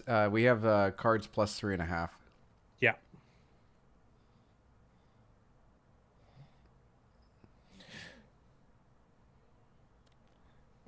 Oh, I'm down with being a nerd about NBA analytics. That's very good. You could be our NBA guy eventually, then, because I mean, this. Hopefully, this gets big enough where we're gonna have to pass off some of this a little bit. Because like at least have commentary. Because I'm not gonna be an expert on very many things outside of football. It's hard to even call it expert. Use that word at your own discretion. I think passion would be a good word for it.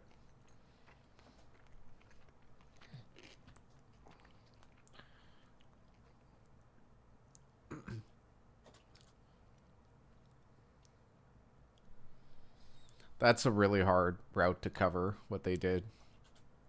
That's where the pass rush has to win. Talking about the Tyler Lockett touchdown.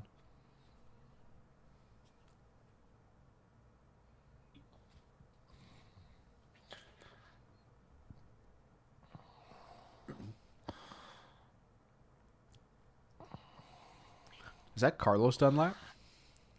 Sure is. Great depth pickup by the Seahawks, I think.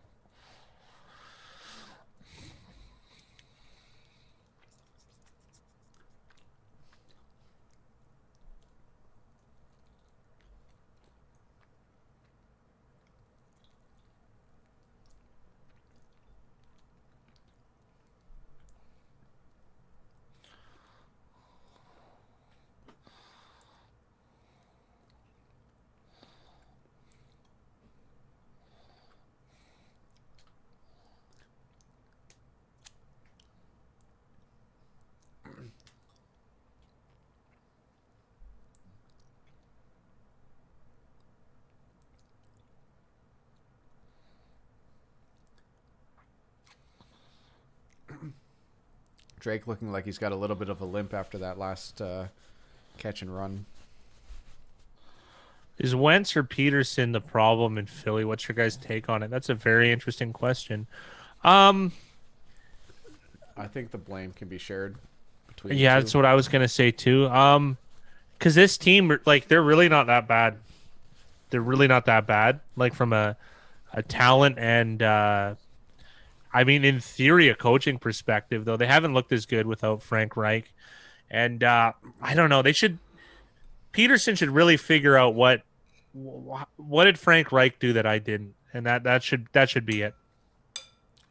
And they should get back to that, because I think that running philosophy they had, because they had a really strong run game with marginal runners like Jay Ajayi, who's whatever.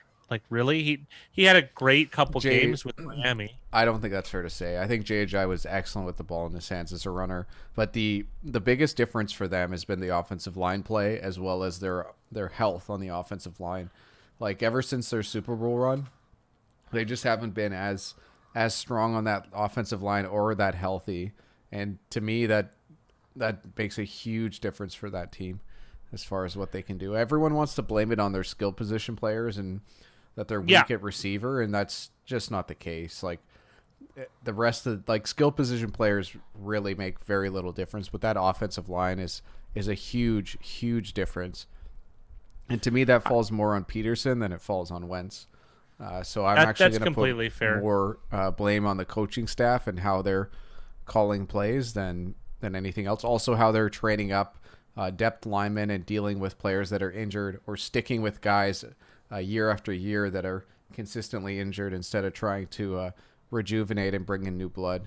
So I'm going to put that on the offensive line and the coaching staff. I'm going to disagree on the Ajayi one. He was great with the ball in his hands, but I find him pedestrian overall. And like, they had Corey Clement as well. I mean, they're just that you said it best. Like, they succeeded with what I think were marginal players at skill positions back in those days, because of all the support systems in place. I mean, Ajayi's not even in the league anymore, right? Well, I thought Ajayi was going to be a bust. Like, I didn't think that guy was going to be able to play in the league because he was so bad everywhere other than having the ball in his hands. But he was in a lot of spots. Like, he was, be real here. I'm going to compare him to how Raheem Mostert is now. Like, Raheem Mostert is very special with the ball in his hands, but he's pedestrian everywhere else, and that's why it's taken Raheem so Mostert long. Played special teams, right? He definitely brings more value to the table, but that's the kind of player that Ajayi was. And if Ajayi isn't 100% healthy, he's just not worth having on your roster. No, I agree.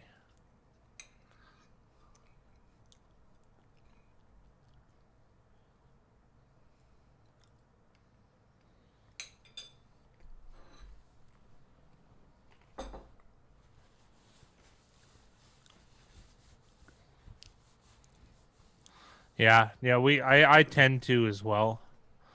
Big. I don't. One of us has to listen. I know Big Ray doesn't listen to the games, so I got it low. Even though I don't mind Buck Aikman as much as most people do.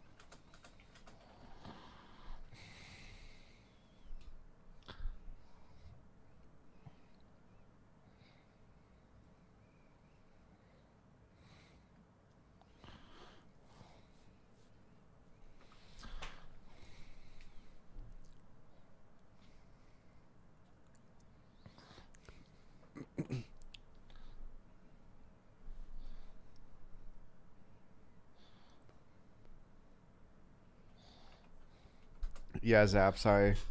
I pretty much bet every card. That's one of the markets that I have loosely followed. In fact, I used to bet it more regularly in the early days of the UFC. Early days of UFC, I used to bet it all the time. Used to bet every event. Used to bet every fight. It was a bit easier back then, though. I'll be honest though, I took it on the chin. The Anderson Silva stuff, I bet against him and get great odds and lose every time. I did the Weidman though. The Weidman fight, I swear I recouped most of my losses. I went really big on that fight, but I don't care for it anymore, very much anymore. We actually have a guy, Zaps. We have a friend that's unbelievable in handicapping, and we more or less we just listen to him. Also, I found that sharps in the UFC are really sharp. So really sharp, yeah. Line movements are really good indicators as to where is a good bet to make. I have some rules for myself that I, when I'm making plays, nice, what to do or not to do. But I got a feeling there's going to be more UFC content coming out for us. It's going to be, but I need to do just a little bit more fact checking as far as the stuff that I've been doing for myself. That was a nice catch by Kirk. Let's be real here. That was a wobbler. You getting dinged in the back. Well, what I like to see on that catch is that he came back to the ball, which you don't see a lot of receivers do. No, and then when not. they do come back to the ball, it's hard to make that catch with the hands. Like a lot of them use their body if they're coming back against the ball. So a really good job by Kirk.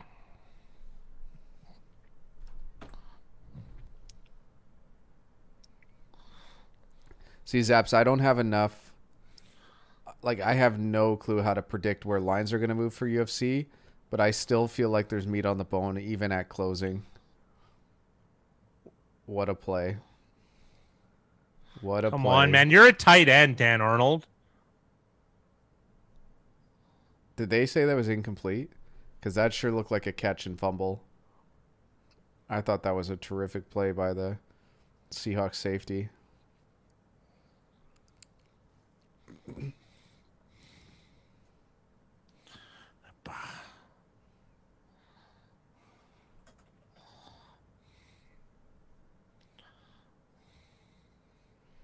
I think Doug Marone's on the hot seat. I'd say so. He should be. The thing is that when Doug Marone took over that team, like that team had a very strong roster, at least on defense, and he was kind of supposed to come in and make that difference, and it just never happened. They've only gotten worse and worse under him. Well, they still went. They almost went to the Super Bowl. They were like half a quarter away. I mean, but that was a long time ago, really. I like Kevin's story. In his fraternity, we watched Caddyshack every time a brother got married, and they watched it about 28 times in a 9-year span. That's pretty funny. That's a good tradition. I'm going to have to check that out, Mickey. I didn't see that UFC article.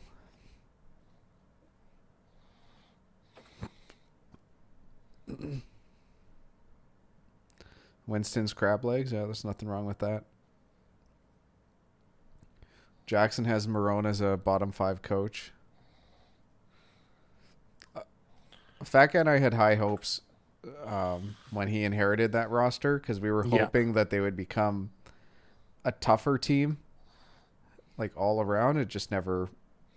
They tried. Well, there was one really good season, but they tried to do it, but there was too many strong personalities in Jacksonville to have that coaching style work. So they really clashed heads, and Jacksonville just had to clean house with their roster. Players like Jalen Ramsey, Yannick Ngakoue. Who's the linebacker that opted out? Oh, the best linebacker in the league. He quit. He retired pretty much 2 years ago. I love him. He got legal troubles too. Why can't I remember his name? He's the best coverage linebacker in the league. Telvin Smith. Telvin Smith. There you go. That's the one. Why am I losing my mind? I'm usually great at that stuff. Been really bad the last year. Maybe Corona ate my brain. There might be opportunities later for Kyler to run, but it seems like Seattle's doing they're really focusing on stopping his opportunities to run.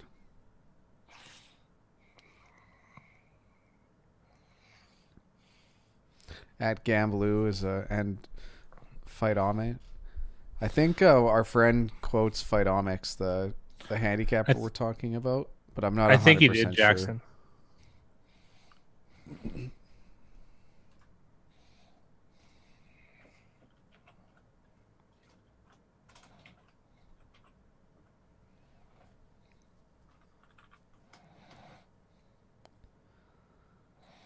Faka, how do you feel about the Panthers if Bridgewater's out? I want to see where that market settles. I'm not strong enough in the handicapping department right now to predict which way it'll go. It's probably going to be a stay away. I think it's going to be interesting. I want to watch. I like watching Panthers football. I think it's about where the number gets to, because there's a certain price where the Panthers are the decisive pick as far as the market's concerned. But I don't see a lot of people backing the Panthers if Bridgewater isn't playing. So I would lean towards the Panthers, but I don't expect the line to stay. I expect at least 3 points on the Panthers if he's not playing.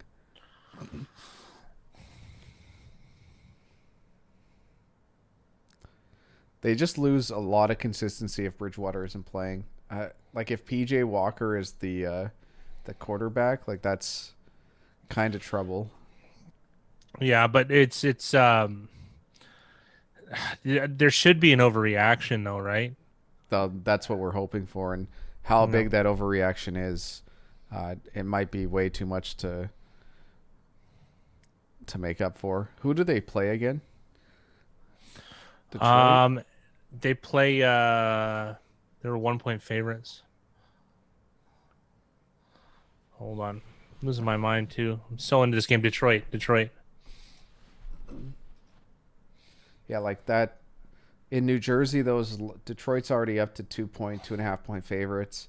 I don't think I would just leave that game unless it gets above 3. But who knows? It's really hard. That's one of those games that Fat Guy said you wait till kickoff before making your decision. Unless you really are in the know, and we're just going to admit we're not in the know about how the effects of that. Don't forget, not that I really care about running backs, but McCaffrey is one of the ones that plays so many meaningful snaps that it kind of matters. I think McCaffrey's already out. Yeah, that's what I mean. He is out. And losing Bridgewater and McCaffrey is going to have a certain effect on the offense. I'm just not qualified to tell you exactly to what degree that's the issue. Back in the day, I could have, but we've really switched to market plays, right? And I spend more time thinking and talking to people trying to figure out where the dumb money is going than I do actually the strength of the teams, which, probably is a better, it's been a better strategy. It's less stressful, I'll tell you that much. With Bridgewater out, dumb money is definitely going to be on the Lions. Definitely. Yeah, but how much though? It's not a sexy team. It's a Detroit Lions. Yeah, if the line stays where it is, it's a no bet.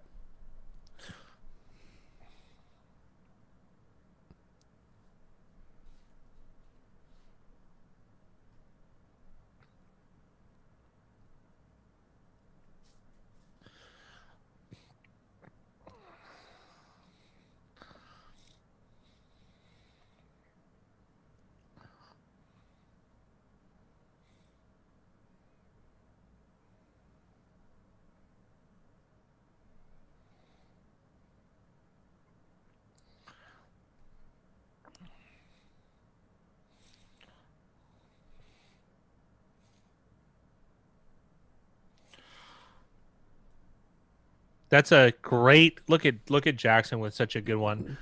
I don't think you could do it in terms of that. Think of it in terms of storyline. A good one for me is My favorite one. I used to argue with people all the time. Oh, Cousins is great at 10 a.m., but he can't get it done on prime time. As if that's even true. Like, because think about it. There has to be a guy that is overwhelmingly successful on prime time and a guy that isn't. That's just the math of it, right? So I felt like it was always good to bet on Cousins in prime time. Obviously, it produced bad results, and the one game he did break it was the one I had the Bears on Monday night. But I mean, I think it's more situational. They care about those stupid statistics that don't even are irrelevant, if anything.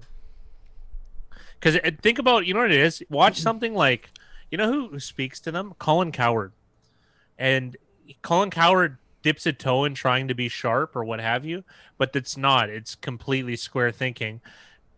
I like listening to those types of shows once in a while, even though it like just irks me in every fiber of my being. But it's because I want to hear what they're hearing and I want to understand what they're hearing. So yeah, I'm in a lot of like WhatsApp groups of stuff you wouldn't even believe, and then they try and consult me, but I never answer. And Clay Travis, that's another one. Yeah, I've never even heard of Clay Travis. Okay, we're doing the same thing, Jackson. We're doing the same thing. So I find this very, very, very interesting because we just got 3 topics brought up back to back to back, and I think all of them are very polarizing things to chat about. For Cousins, where does he rank at a 32? I think it would drastically change week to week depending on how he played the previous week. Not that it should. Not that it should. I will say that like the gap between maybe like 12 and 18 probably is pretty razor thin, so I could easily see him like moving between 12 and 18 depending on how he played. But I think you'd be hard pressed to find anyone to have him in their top 10, like as far as average is concerned. Like I'd say he'd probably be like in that 13 to 17 range. And it just depends how highly people feel. Like I don't think anyone's got him in the top 5, that's for sure. He's definitely not a bottom 5 guy, so I'd say if you had to average it out, he'd probably be like right around the middle, like 15 or 16. For Winston, do you guys trust Jameis? Like Jameis is, there's going to be people that think he's garbage and people that think he's really good. It's somewhere in the middle. We think that he's an improvement, though. Like I think you can trust him. Like if that's the question, that sounds do you funny guys to trust say, him? though. But I do. I do trust Winston. He is turnover prone, and I think that's what scares a lot of people away. But also, like what he was asked to do in Tampa and what he's going to be asked to do in New Orleans, I have a feeling is going to be a lot different. Why didn't Murray throw that away? Because it was 3rd down. Yeah. The problem is that So Murray slid earlier on 2nd down when he could have easily picked up the 1st down. And so now it's two mistakes have compounded to give them a. Yeah, but he could have chucked that away and give him a 4th. But he was doing his best to make a play to get the 1st down. So if it's 2nd down, I agree with you, fat guy. I think he should have thrown it away there. He's never getting by him.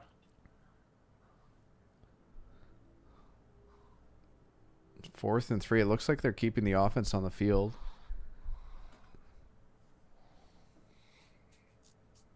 And then the 3rd thing is, do we think the Rams are overrated? I think the Rams have been one of the most polarizing teams this season, as far as they were super undervalued at the start of the year. And then there was a certain pocket where I felt like they were very overrated by the public and the books. And the Rams are a good team. Like the Rams are they're a good team. They're a good team. Yeah, I agree. There's not much else you could say about the Rams. Like they're one of those teams that they're probably making the playoffs. I know. I think it was Mickey shared, or it might have been Josh Allen. Someone shared a post, and they had the Rams listed as the number 1 defense in the league so far this year. It's hard to argue. I think Chicago's up there too, but it's hard to argue. Well, as far as defensive EPA, it was the Rams were a clear number 1. Obviously, the Bears have a tough time in any defensive rankings because of how bad their offense is. But the Rams had like slightly above average offense and the number one EPA defense. I like what Zap said about Cowher. He's the biggest clown, changes opinion every week. Absolutely. That's what they all do. It's because they're paid to sound good. Well, they're paid to be polarizing. Those guys are paid to be. What's going on, Item? Item, how are you, sir? Any strong thoughts about the way the market's developed this week? The fat guy. I had mentioned earlier. I want to. My biggest intrigue is where the Denver line settles. I want to know what happens there because it's got to move in favor of Denver. So I just want to know where it settles.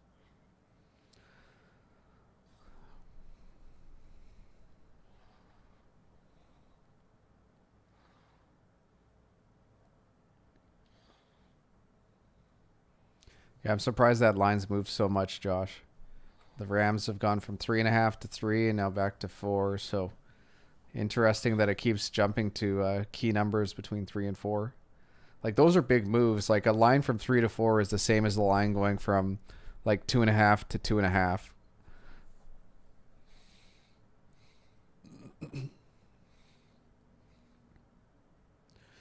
Nice tackle there by is that Byron Murphy?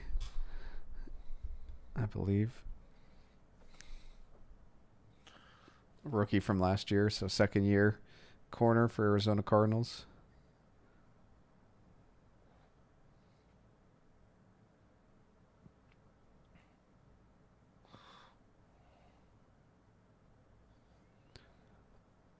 A violent hit on the sidelines on Tyler Lockett. I like that play from that Cardinals defender. It's going to be 3rd and medium to long for Seahawks, 3rd and 6.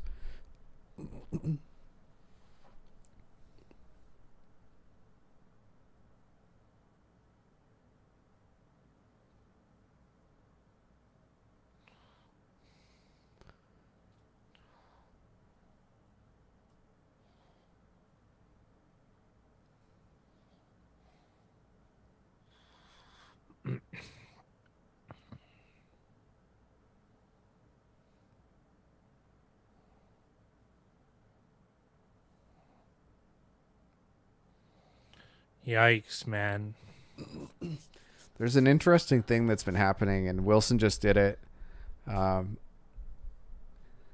That certain, I'm going to say, savvy players in the NFL have been holding the ball out right as they go to cross the boundary. I have a feeling that it would be beneficial for defenders to start kind of going for like a swipe down punch at the arm, predicting that move, because I have a feeling there could be a lot of or turnovers created from that play, because you can't like rock a guy when he's going to the sideline, especially quarterbacks. So you might as well do some damage to the arm or try to pop that ball out if they're willing to risk putting it forward like that. I know Derek Carr's had a few fumbles because of it in his career, but those ones going out the back of the end zone. Yeah.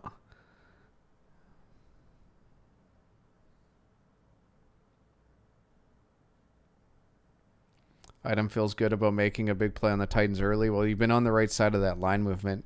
People have been betting the Titans, and the Baltimore's looking like a contrarian play as of Thursday, but still lots of bets to come in on that game.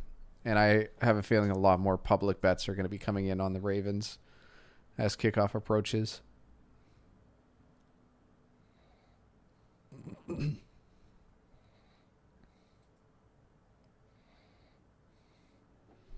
I think that's fair to say, Brett, that maybe they haven't beat the best teams in the leagues, talking about the Rams. But it's, I don't know. Seattle win was pretty good.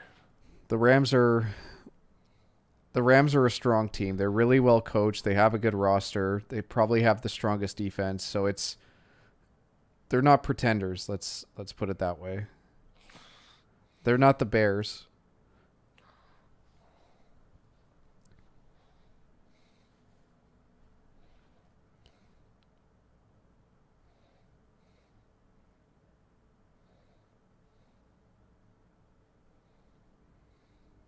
And like for that Rams Bucks game, like getting the Bucks at 3 right now has been the best price. So the you've been on the good side of line shopping, which is very, very important. More important than picking the right side, to be honest. Yeah, it actually is.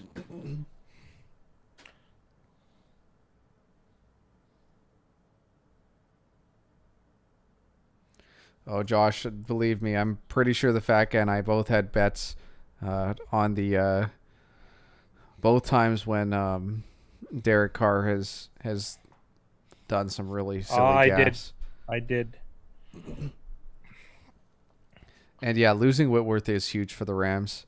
Offensively, they're not the strongest, but they're going to get enough on offense, and defensively with Aaron Donald at the head of that monster, it's a scary defense to play against.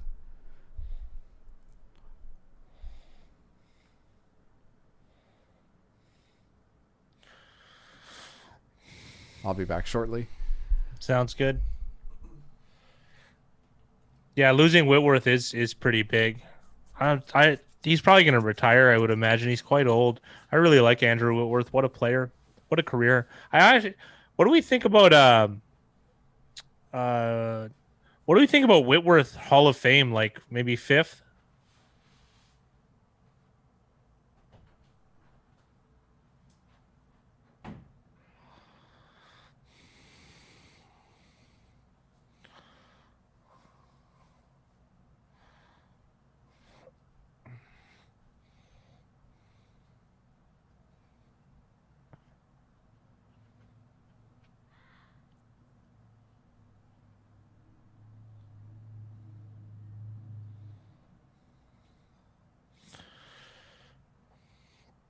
Oh, Goff needs play action as a shield. Mind you, a lot of quarterbacks do too.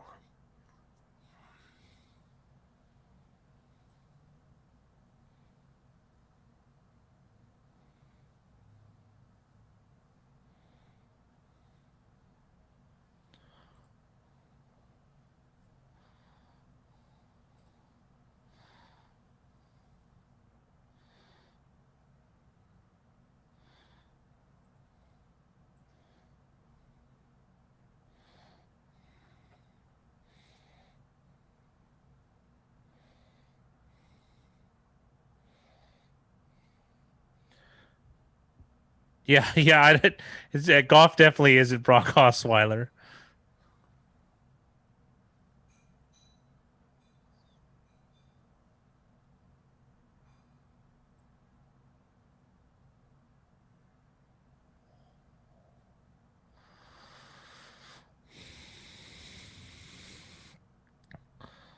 Oh, I saw. Wow, I'm worried. No.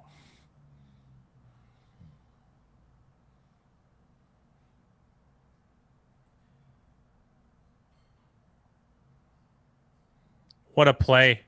What a play, Peterson. Oh, come on.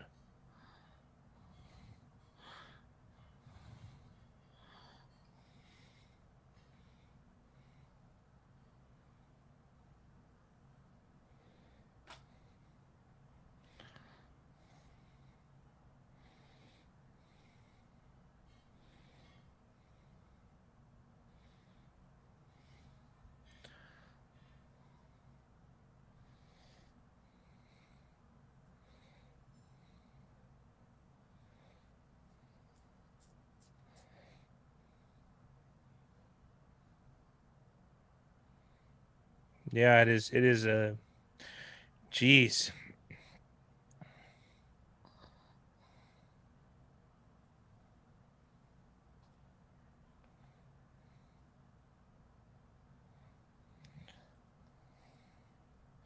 How do you give this up?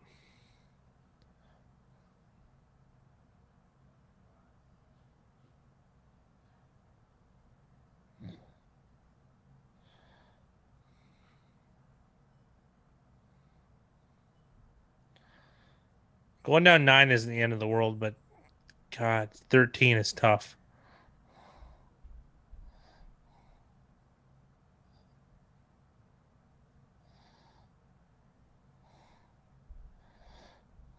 They're gonna run one more. That took 6 seconds. I doubt it.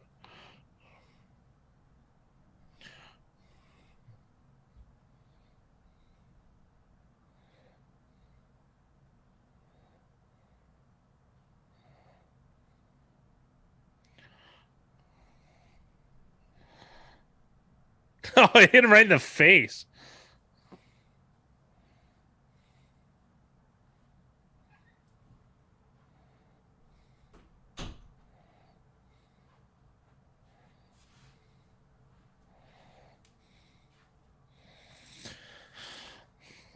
In the league where they play, 9-point lead.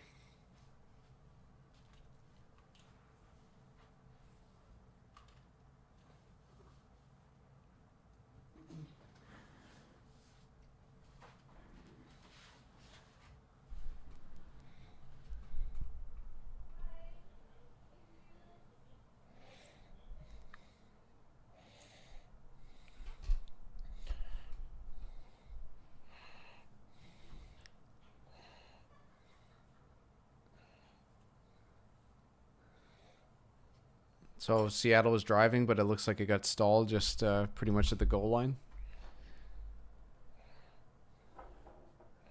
Yeah. Yeah, they got one play in the end zone. It could have been a touchdown. It hit Metcalf right in the face. Oh, really? Yeah. So fortunate for people in Arizona.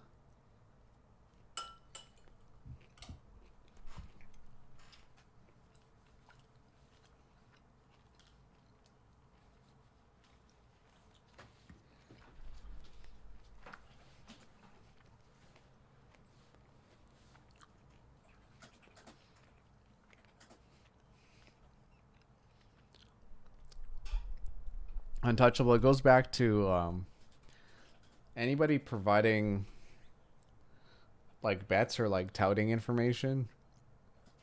They usually don't want to be challenged on stuff.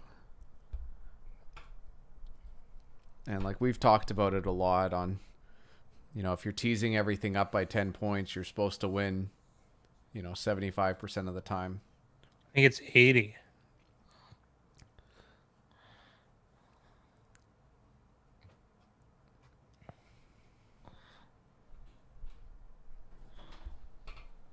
I'll be back in just a moment.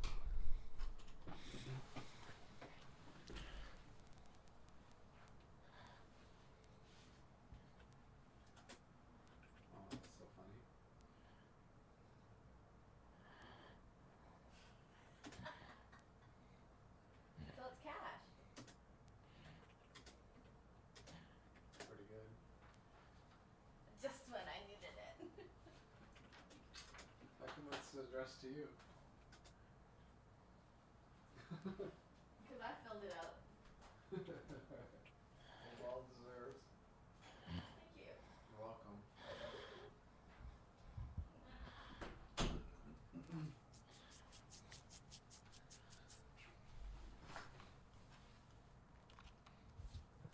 All right, so you want to talk about luck? I went to McDonald's a few weeks ago, and I got a meal or whatever, and I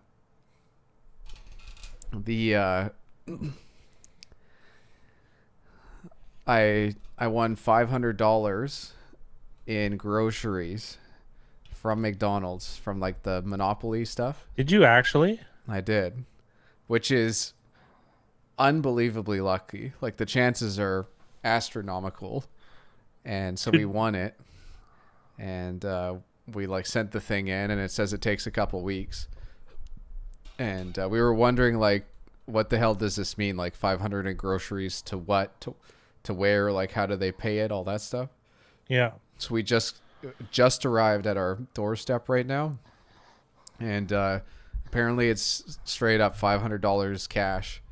Like they give you a check for 500 in your name. So it's not even for groceries. It's just straight up 500 cash. That's awesome. That is What's his pretty name? nice. That Dutch friend of mine, the young one. Yeah. He won 1,000 the other day. That's unreal. Yeah. He goes every day though for a Diet Coke. That sounds like a very Dutch thing to do. Yeah. He usually gets refills until the cup gets eaten through. He's so cheap. This story just gets more and more Dutch with every sentence. Yeah.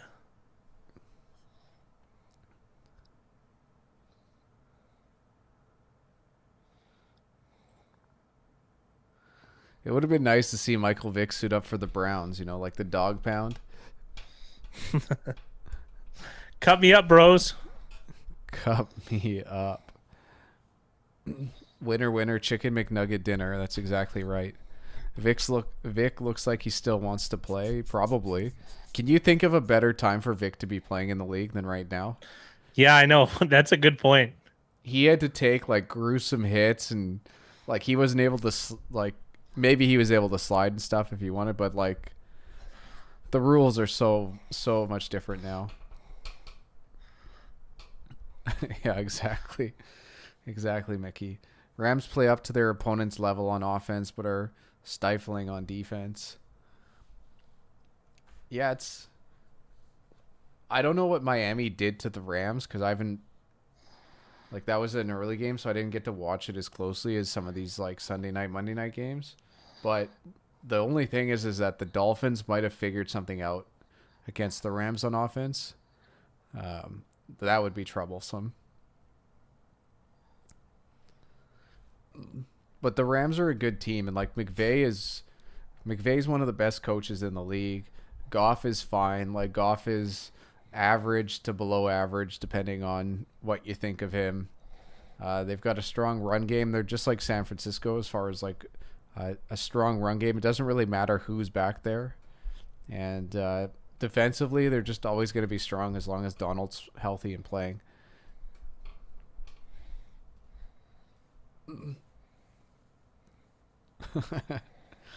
I think that's a line from the movie, isn't it, Jackson? I think that's from the dad, or Austin Powers' dad. Yeah, that's Gold Member. Recently. It's Gold Member.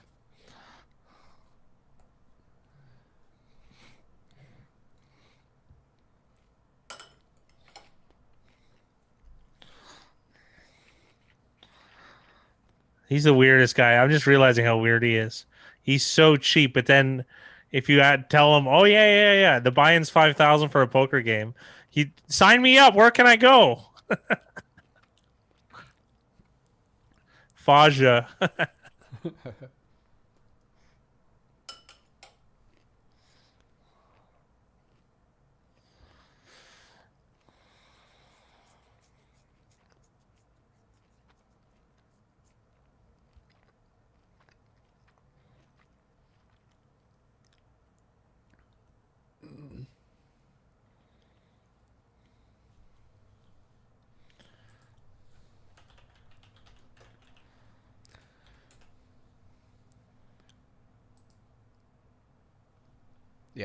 Yeah, that was in Gold Member.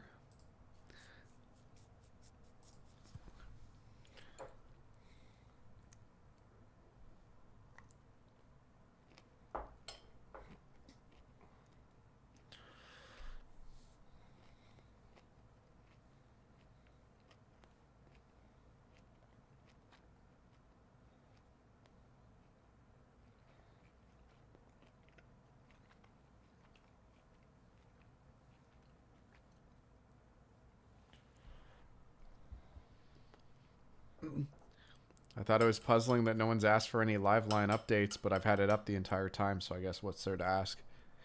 Yep. I'm gonna say decent item. We used to do a whole deep dive on every team. Like we still have old videos from like 3 years ago. We literally did every team and their win probability and whether we do over and under. And I think we broke even that year, but generally speaking, pretty well. There's a lot of meat on the bone. You just have to look for false optimism and teams that have teams that are strong at unpopular positions. Defense is harder to predict, though. I'm going to have to concede. Strong O-line, generally, and good coaching. Put those two together, that team's going to be good regardless. Not good competitive.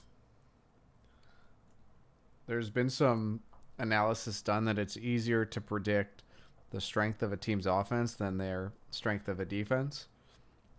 And I'd say like a team like Miami is a good example where offensively they haven't been great, but defensively they've been so good that it's brought them more expected wins than they probably were projected to at the start of the year. Whereas a team Go ahead. I don't have a good example other way around. I guess maybe like Atlanta is a team that comes to my mind. There you go. That's one. We did do off-season betting videos. I think we'll bring them back. They'll probably this year to fill the void. So we didn't even know if there was going to be a season this year too. So With no got to give training us a camps, little bit of a break. With no training camps, it's hard. It's really almost hard impossible. Yeah. because we don't know. Like we didn't even know who was going to play for each team. Like, yeah, of course, like quarterback's pretty easy and like running back, that kind of stuff. Offensive line, but like knowing who's going to be playing like corner and not being able to see any of these guys play like rookies and undrafted free agents, it's really tough.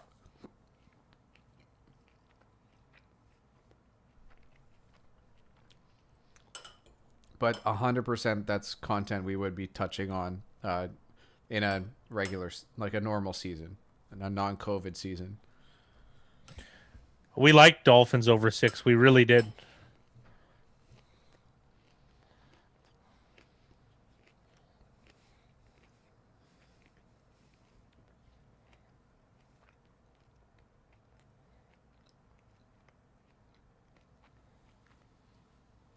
That is kind of surprising, Mickey. Like you say it, but at the same time, like Fitzpatrick does take his chances. And I don't think Tua's been great. Like I don't. It'll be interesting to see how he progresses as the season goes along.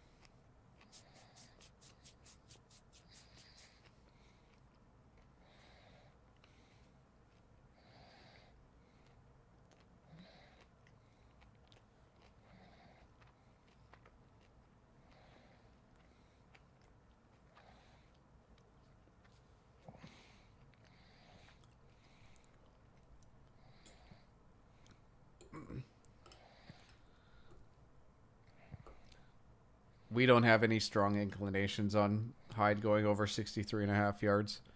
It's nice that they're winning, but it's too hard to predict. Scarborough's been eating into some of his carries this game. I'm surprised with how much Scarborough has played.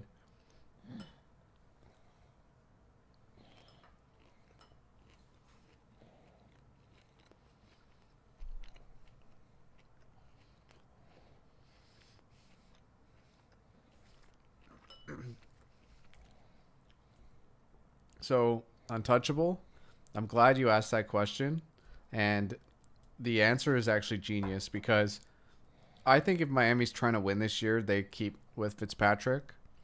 But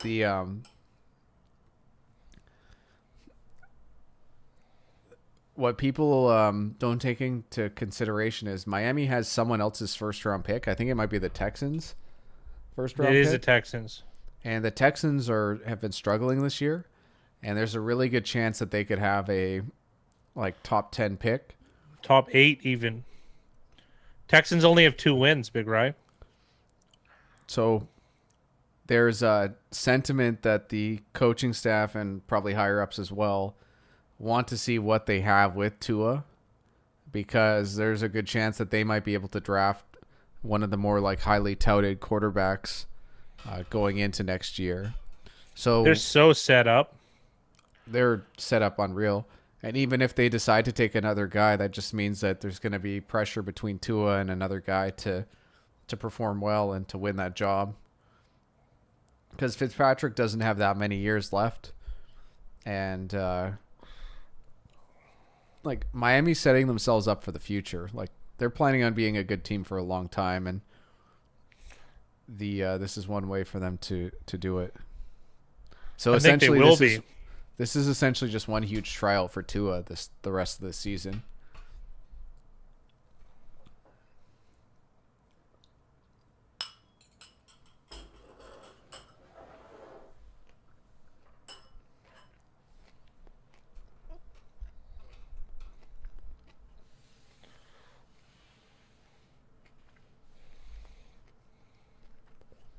Yeah, no pressure is right.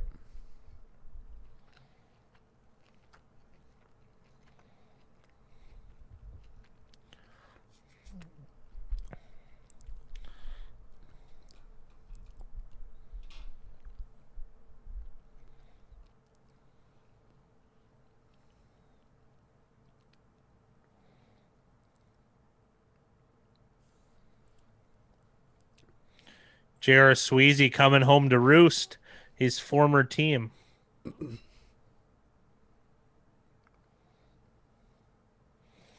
Yikes.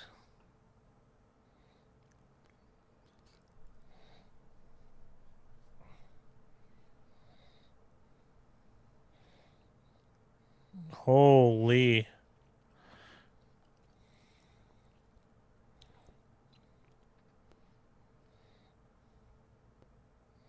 Sweezy revenge game upside? I don't think so, but it's a nice thought.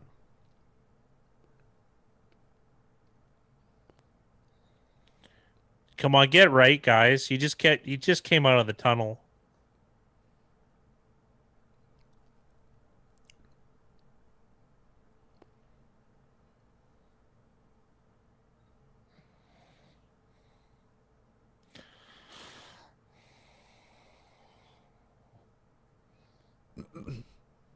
I love fringe revenge games. That's what it is for sure.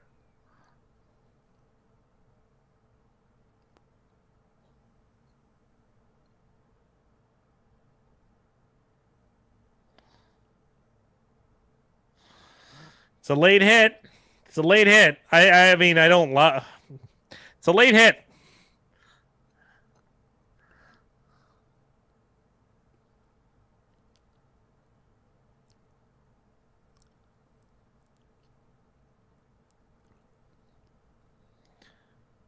Yeah.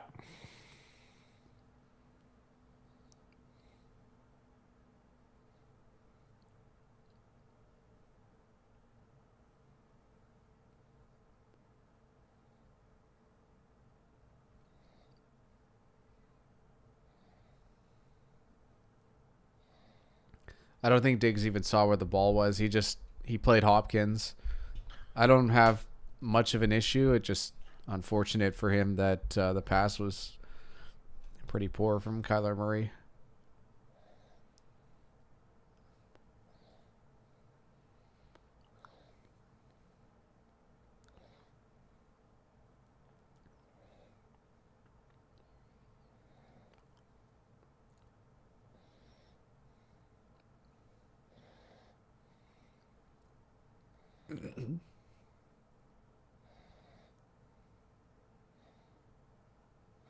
Nice job, Kirk. No offensive PI. Kirk's been making a living off that comeback route in this game on his 2 catches.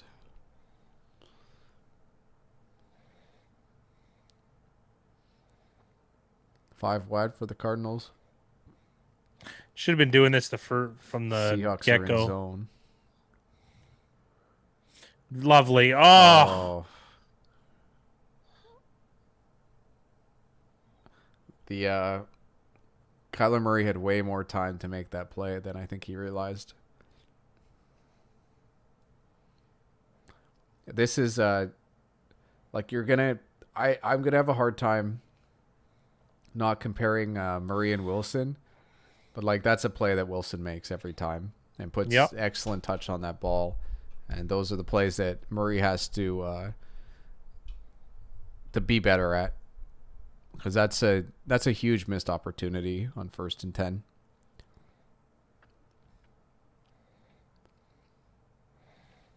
Nice job, Kirk. If Seattle's going to play zone and not get any pass rush, like even Murray's going to tear them apart.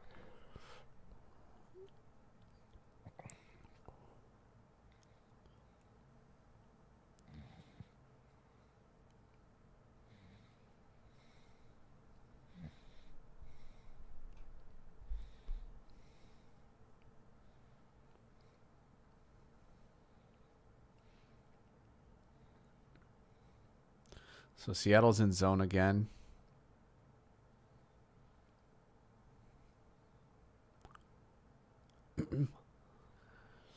I think they're in zone to keep an eye on Murray to make sure he can't get free and have those long gashing runs.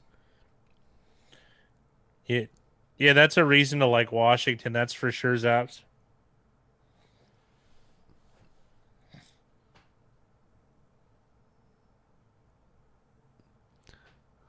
The GOAT coach. Murray's walls do look wobbly, and I'll speak for Dylan.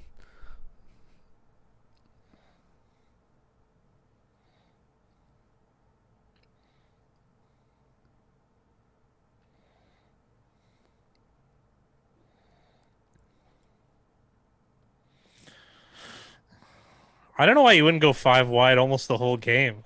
You know what I find interesting though? A lot of the play action that these teams do, no one buys it even for a second. You know, it just feels like it's a waste of time almost. If that's the case, though, like these teams should be running the ball a lot more. Yeah, that's true.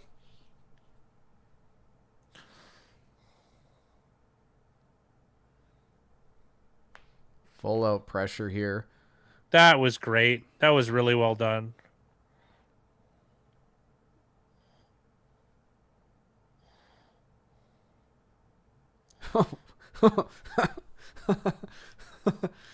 That pass was completed pretty much before Flowers even broke on the ball. Like, I just don't get some of the corner stuff. Like, I know it's hard to play corner. Like, you always say it's the hardest thing to do in this game, but like, I do. if you're bringing out full out pressure and the other team needs 5-6 yards for the first down, oh, what a play by Bobby Wagner. And it looks like he might have picked up a horse collar, which is Hopkins guy on the waiver wire. Yeah, it looks like a horse collar, which is unfortunate because Wagner made such an excellent break on that. Yeah, well, buddy, he should have checked that guy's oil instead. Holy.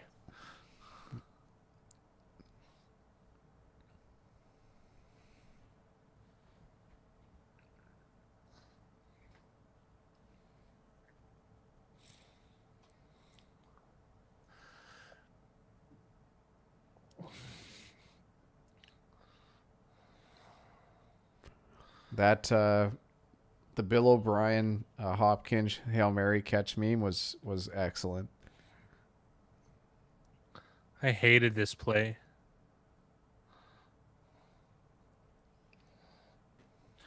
Drake's been a bit of a bobbler this game. Yeah, he hasn't looked very confident.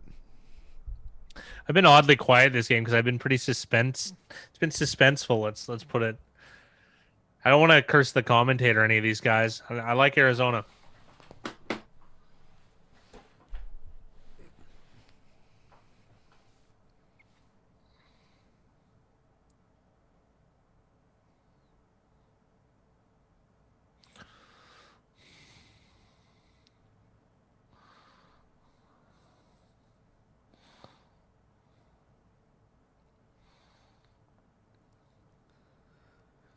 Chase Edmonds called that before the snap, and the pass was late, and he still made a very, very good adjustment to make that catch. Yeah, he did. Play.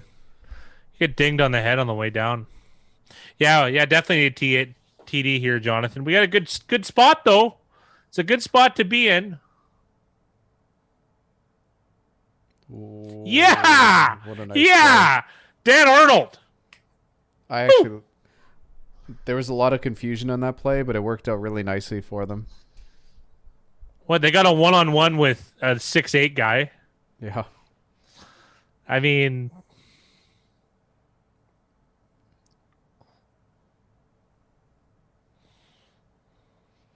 game on is right. Wow, 53 got his hand up too.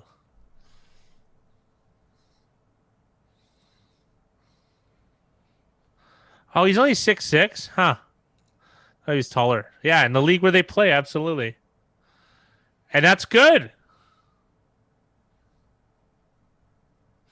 And we gotta cut. We're covering. I mean, we still got to get a stop here, but Mickey wants to call this game now. yeah, yeah. All right, guys, let's play a game. Where do you think the live line's going to be at when it pops up here? Let us know what you think Seattle's spread is. Quickly put it in chat.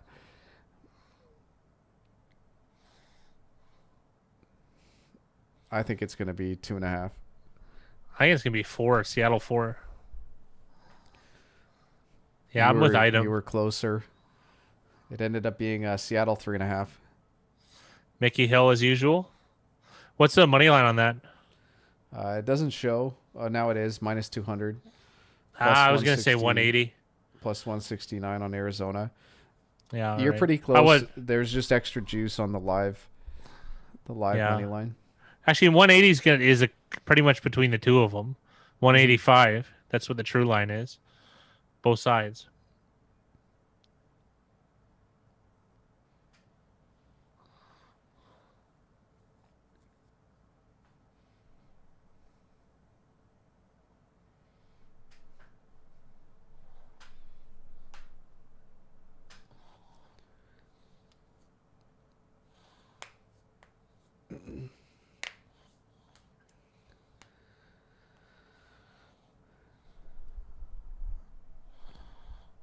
Yeah, I think a couple people do Jackson.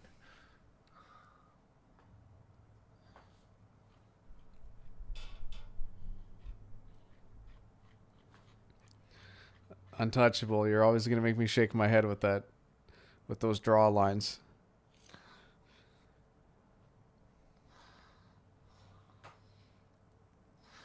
How they're up by 2 points. It's gonna be hard to get to a draw. Like,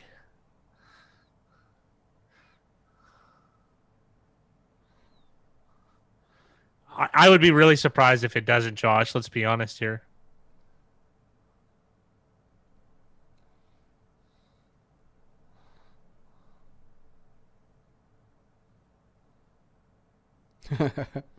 Jonathan nailed it. I don't think that's unreasonable.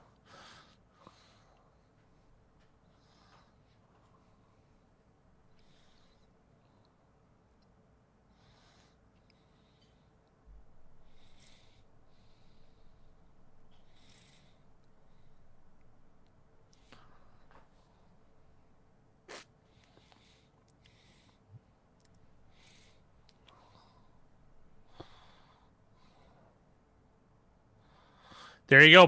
First plus 4. This is going to cascade, I think, guys. I think it could go to 6. I really do.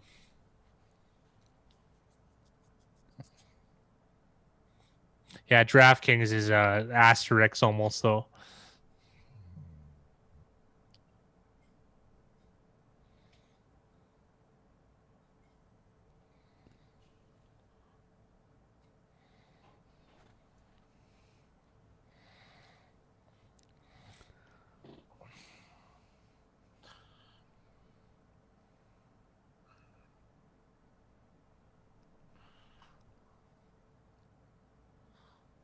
The square books. Yeah, yeah.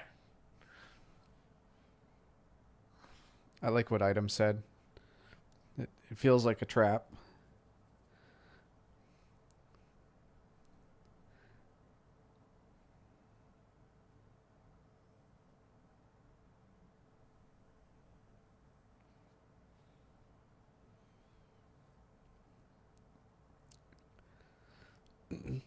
I wasn't sure about the pacifier for Metcalf, but he's played well and he's played hard.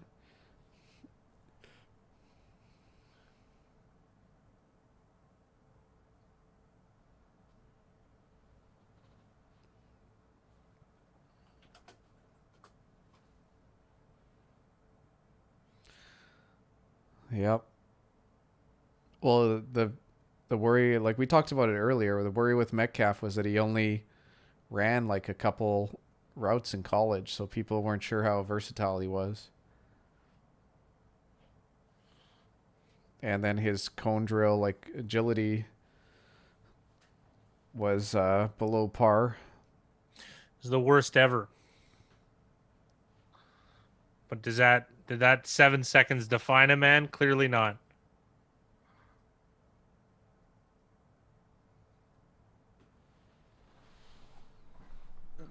Yeah, the drops aren't good.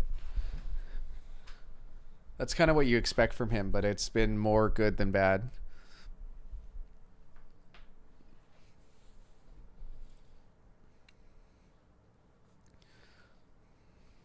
Key completion to Greg Olson.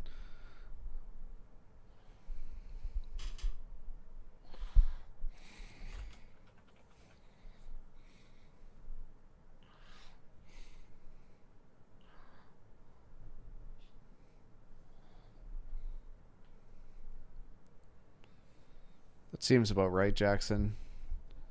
Because sharps are going to be on Denver, so they're always going to have the worst juice on them. I'm assuming you meant Miami minus 3.5.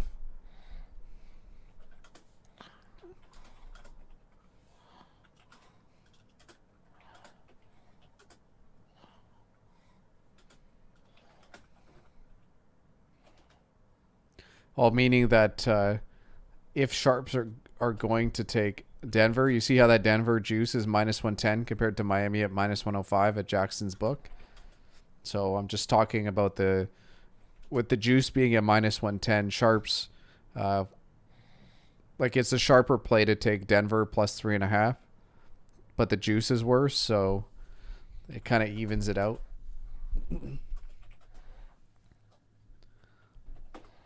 Usually, Eddie. That's why, like, even like at minus 110, you have to be right 52.3. 4. Yeah, like 52.38 338. is the technical amount you'd have to be right. So there's a Yeah, you round up to 4 exactly. yeah, there's a better chance that like it just shows you how much like you'd have to win more than 52.4% of the time just to make money on that minus 110. Whereas taking Miami at minus 105, you only have to be right 51.2%. Yeah, Eddie, exactly. That's why like books like DraftKings and stuff, like some of them do sit at 115. Or like props. The props for this game, the juice was minus 120. So there was you'd have to be right, whatever it is, like 50, it's like 59% or something like that. 57, thanks. It's crazy.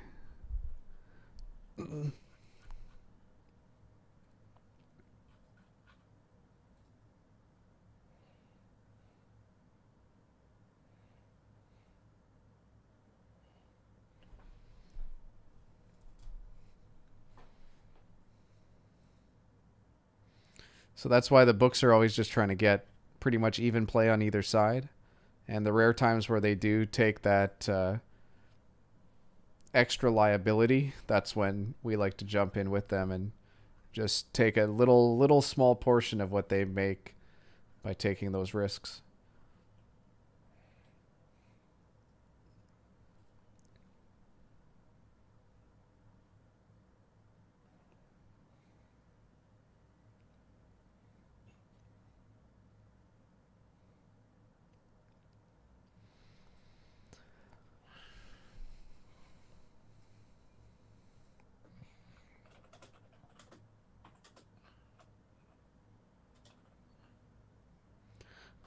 Oh, damn. We got a brawl. Holy, it cut out for me. Yeah, me too. So I didn't get to see what happened there.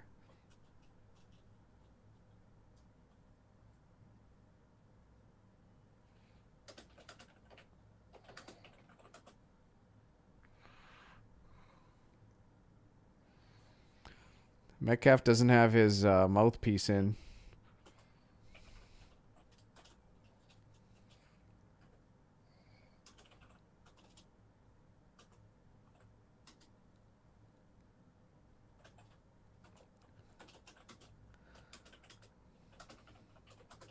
I didn't see what corner it was on Arizona. Oh, Drake Kirkpatrick. Thank you, Mudhole.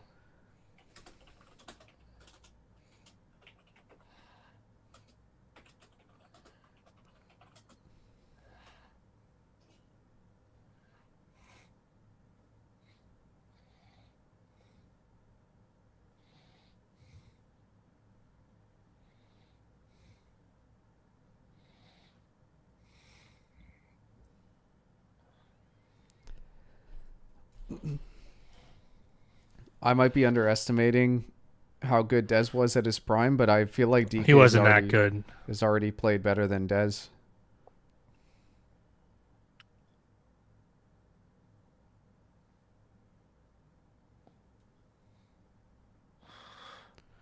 Wow, DK must have said something. It's Fitzpatrick.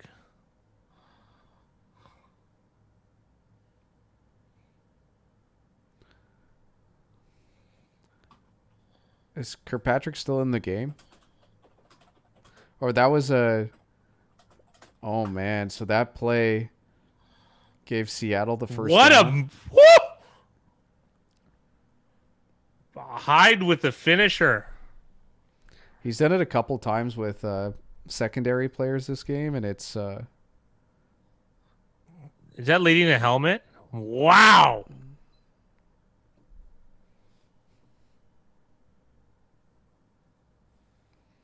So Hyde gets in for the score.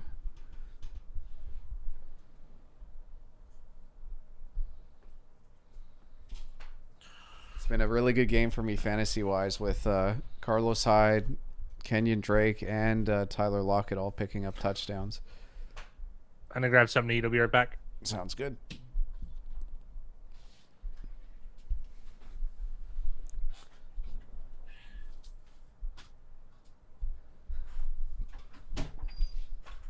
Thanks, babe.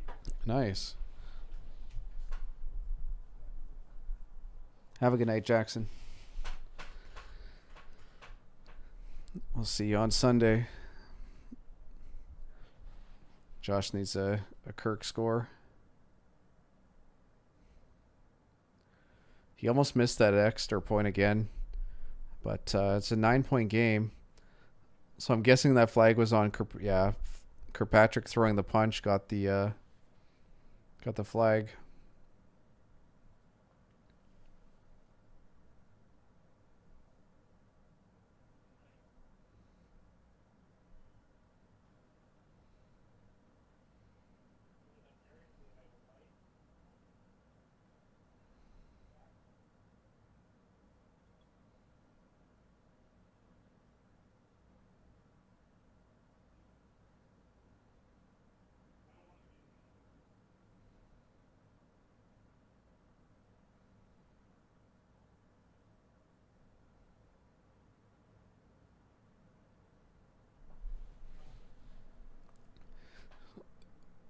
That's a 6 more yards from Hyde. I like your chances, especially with Seattle being up 2 scores right now. That was a tough penalty. Like, that's not even a tough penalty. That's just a dumb penalty, and that's how you lose games, is penalties like that.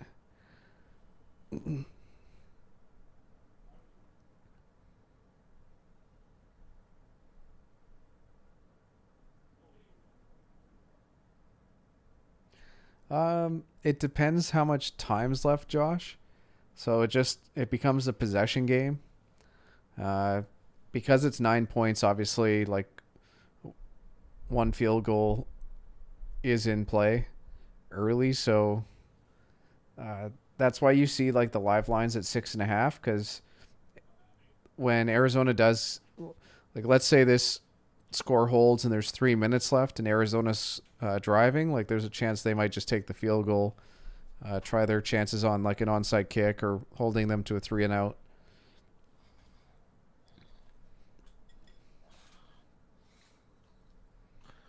What do you got for dinner tonight?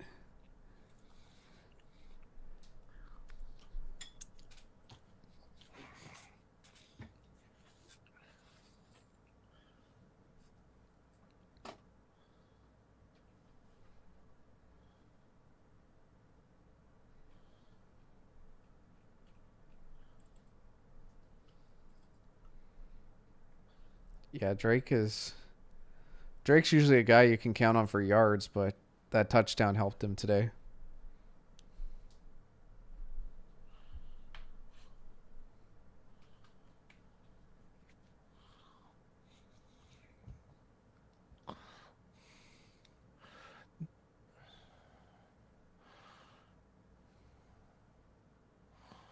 Oh, Excellent ugly. coverage by Seattle.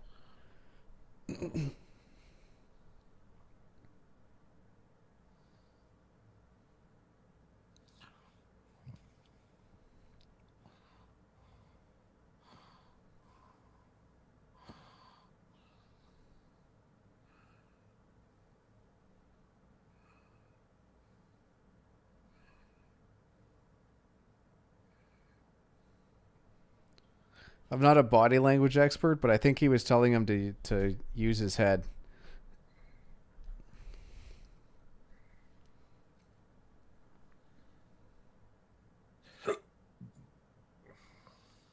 Oh my goodness. What a interesting design play, and I think a poorly designed play. That was weird.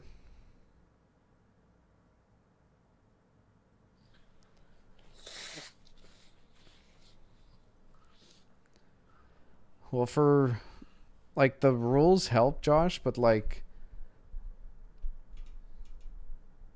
Wilson's been able to stay healthy. Like we'll see if Murray can. He's Like at the agility of Wilson though to evade and the intelligence to evade pressure. yeah. Well, also just to I forget who it was you were talking about, but just like being able, I think it was Lamar Jackson. Lamar Jackson. Yeah, being able not to take those big hits. It's some of these guys like the frames that they have, like it's one hit can really derail the career. Yeah, he doesn't and he hasn't, but it doesn't mean he'll continue not to.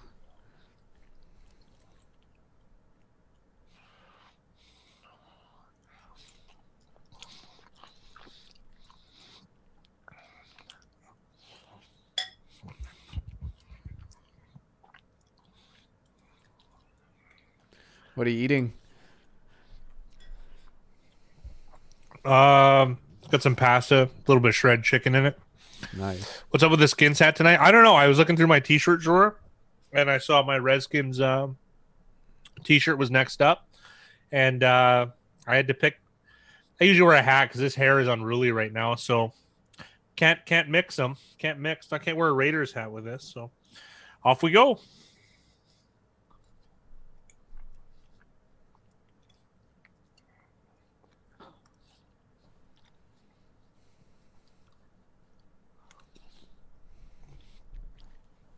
I agree. I bought a lot of Redskins gear when I knew they were getting rid of the name. I was like the last order, I swear.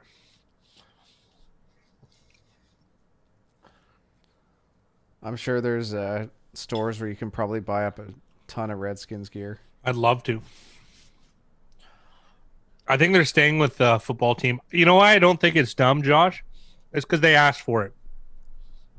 No matter what name they're going to choose, they're going to be chastised for it. So this is what you get. Can't have fun with things. Here you go. You get football team. I'm all for it. Like, it's ridiculous. I'm agreeing with you, but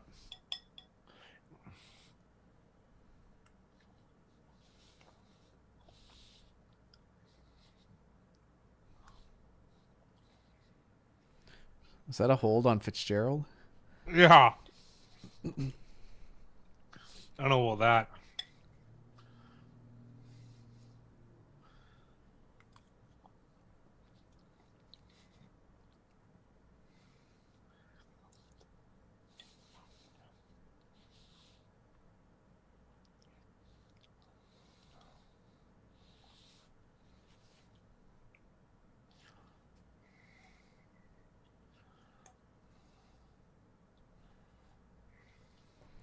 Yeah, Fitzgerald's production has definitely taken a hit as he's gotten older.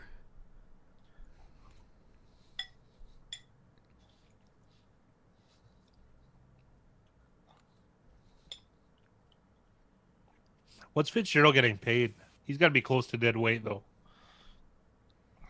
I'm not sure.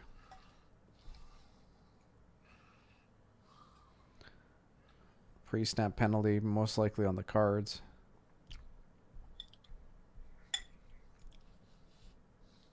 Holy.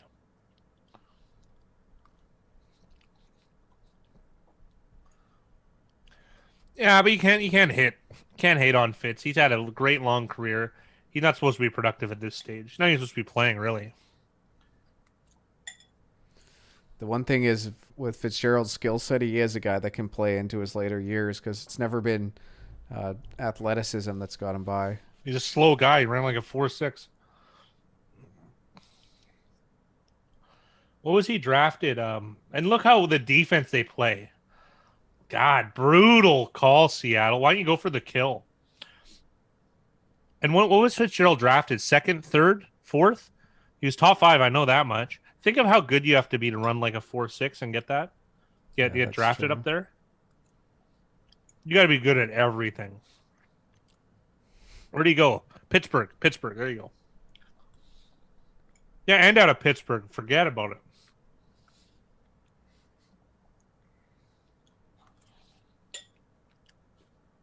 Whereas Calvin Johnson was like the opposite of that.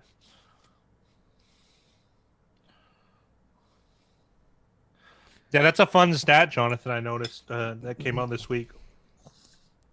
I do like how the Arizona pass game really does use the sidelines effectively. Like, they really do space the... it's kind of hard to tell from this angle, but it feels like they do space the field nicely with the receivers. This would work. This sounds crazy. This would work crazy good in the CFL. Yeah, it would.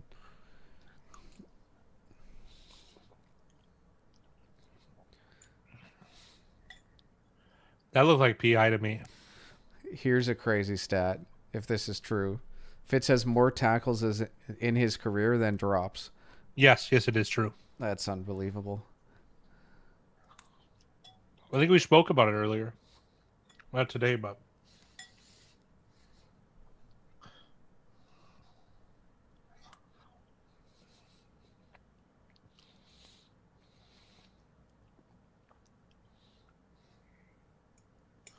That's Oh, yeah. That... I think I was on Lions that game.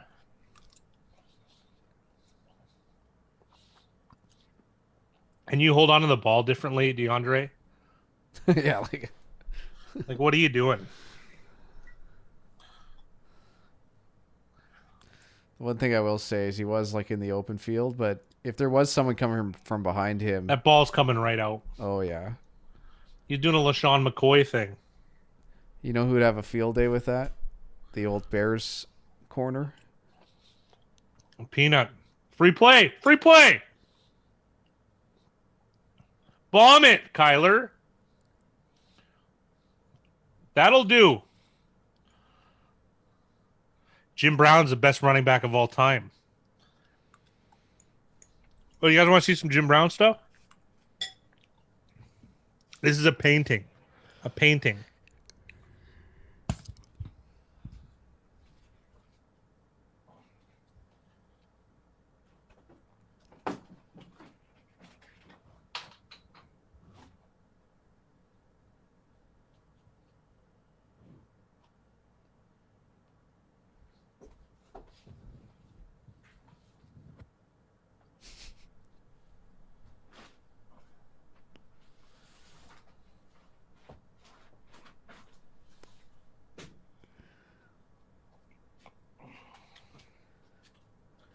Some show and tell from the fat guy.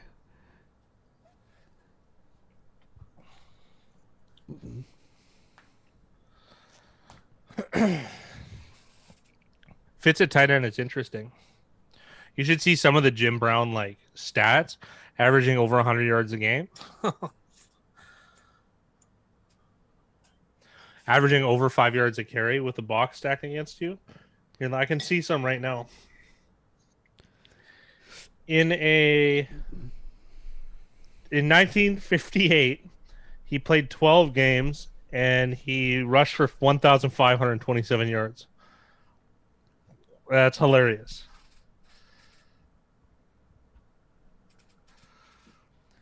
I forget who it was. It might have been him. But some like old running back said they would run for like Bo Jackson. 200. Oh yeah, 200 yards a game or something like that. 400. 400. Yeah. Because they don't tackle. It's kind of right.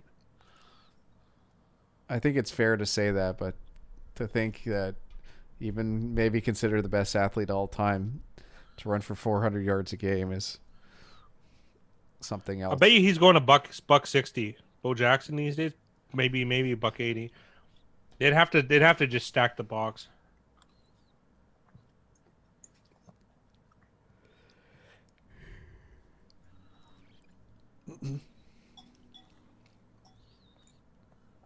Derrick Henry's some good NFL stat. Derrick Henry's a great player. Derrick Henry's high school stats must be ridiculous. Who's the best high school? Oh yeah, Marcus Dupree was getting like 7 TDs a game.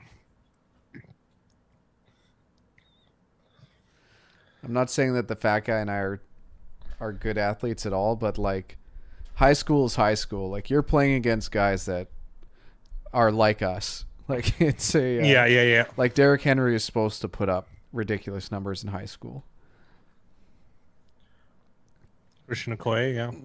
Derrick Henry could pick me up with his offhand and spank me the entire way down the field and still score touchdowns every time he touches the ball. Remember the John Wall basketball highlights from high school? I don't, but like there's a reason he went number one. I'm pretty sure he was the number one pick. Him and DeMarcus Cousins were on the same high school team. Talk it was about like unfair. Hilarious. There's like all these like no look alley oops and stuff, and him dunking over people. John Wall. I could see that. Is he still playing? John Wall? I'm fairly certain. He never got up there. Yeah, Vikings have been hot in this group.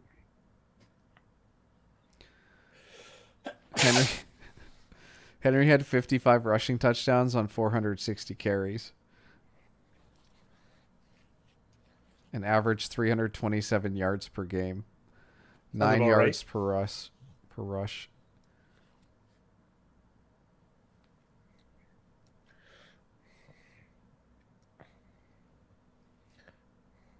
Good luck on that, Josh. You're still live at least.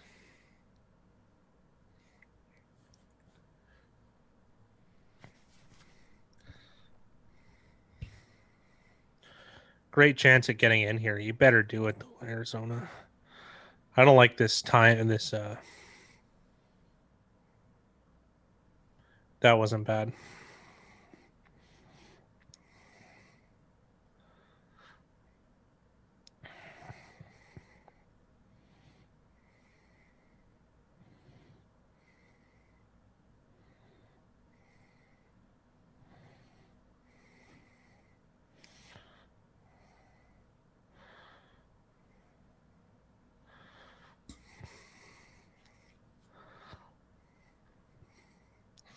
I would almost like it if they spread it out again. There's nowhere to run, though.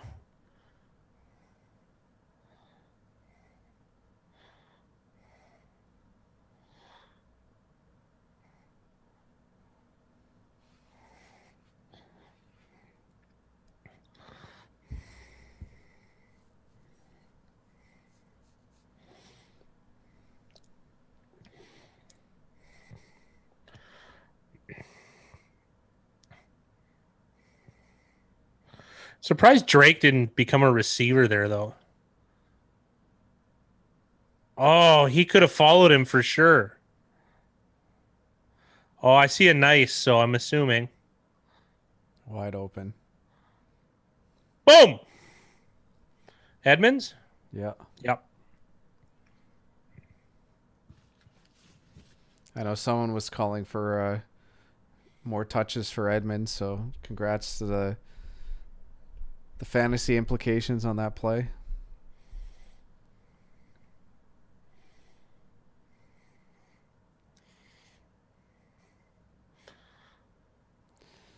So that was on Jamal Adams.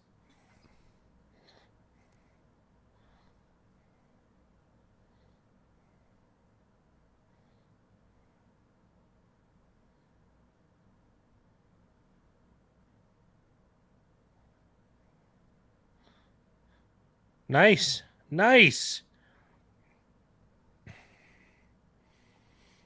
Look at that point after. You know what I mean? Equal 3 is the equilibrium in this showdown. Need some RAD now. Yeah, that's tough. Against the best quarterback in the league, perhaps playing the best quarterbacking of all time.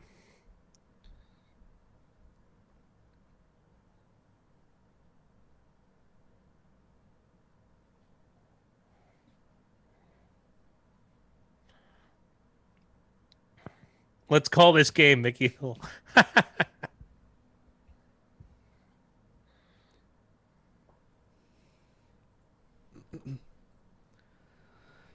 Well, currently the Cardinals plus 2.5 is minus 120. The money line is Seattle minus 210. Surprisingly, with the spread being 2.5.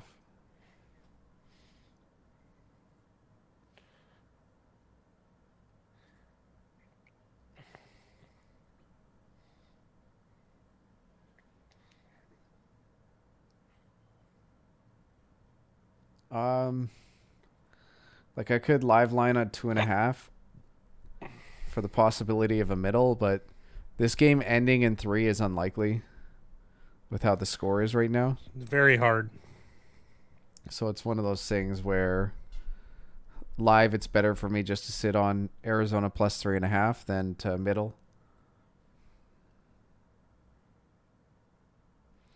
The other nice thing too that's kind of like I know we did mention that this is a score where if Seattle does score a touchdown, like Arizona might come down and just go for a field goal. But like it is a nice, like there is the chance of a backdoor cover with the line being at 3.5, even if Seattle does score a touchdown on the next drive.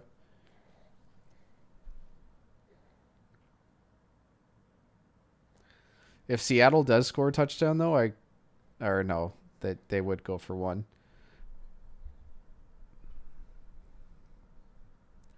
I'm not. It's very, very rare, Josh, that I make a live play. I know I have on a couple of streams this year, but it's very rare. I keep up the live betting just to see where the market sits as the game progresses. I find it very interesting.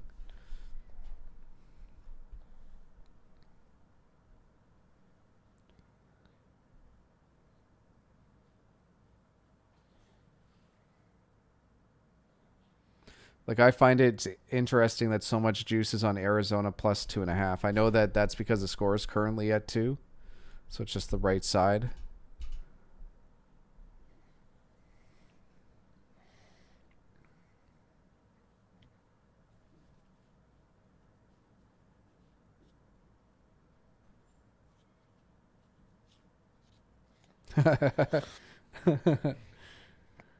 Mickey calling his shot.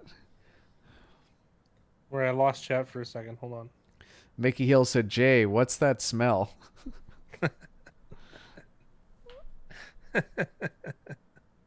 Yeah, there is a lot of time. There's still 2 possessions most likely for both teams.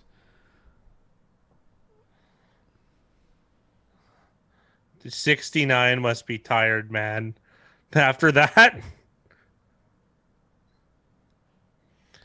Well, Eden, you got a good start here, pal.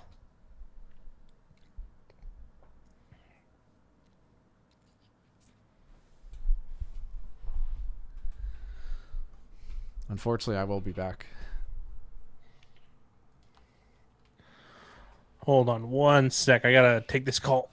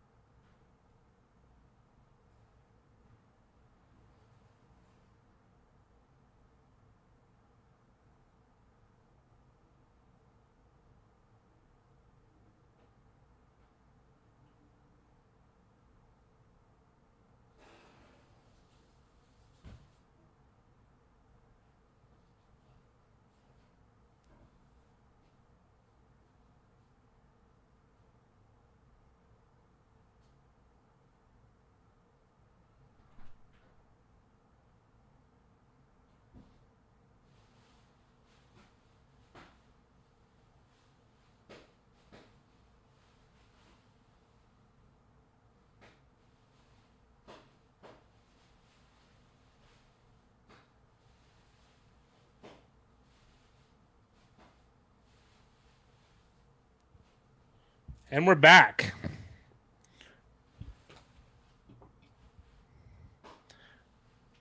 Nice. Nice to get a hit on Metcalf, eh? And the hide over is in. Boom. Eden Jets cashing a prop.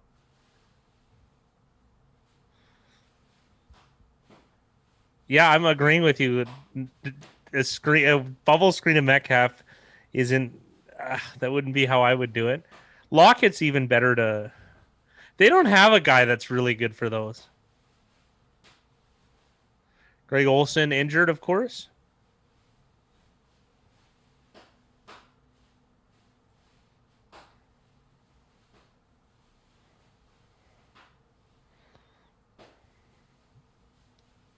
Percy Harvin is available. Yeah, they're going to have to trade another first-round pick.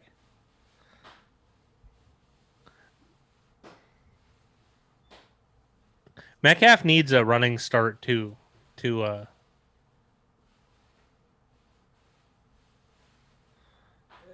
Metcalf needs a running start to, like, body these guys. He's not going to, like...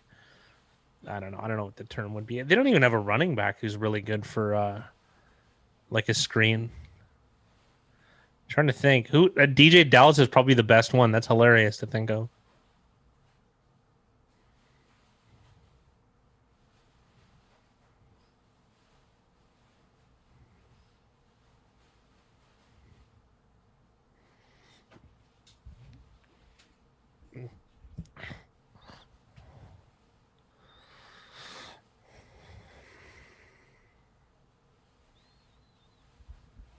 Just saw a Madden 21 advertisement. The Madden games got so bad, it's unreal. They don't want they're made for kids now, which is unfortunate. I liked it when they were really difficult.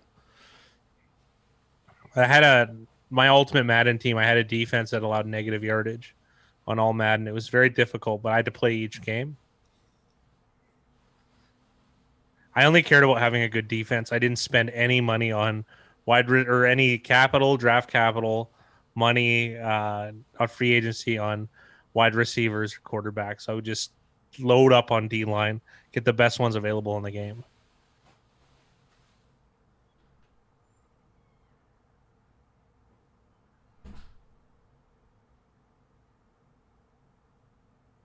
What, fantasy football? He got 205 points. How do you even score that much on standard?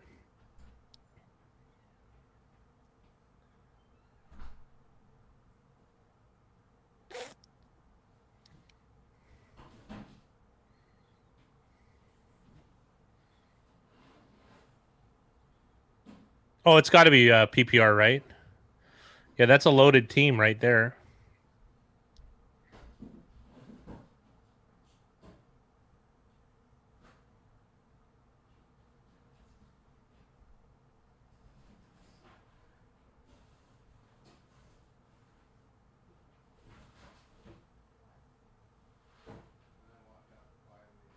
Yeah. Who's that, Simmons? It has to be. Well, you need a serious athlete to put Wilson on his ass. And who better, honestly?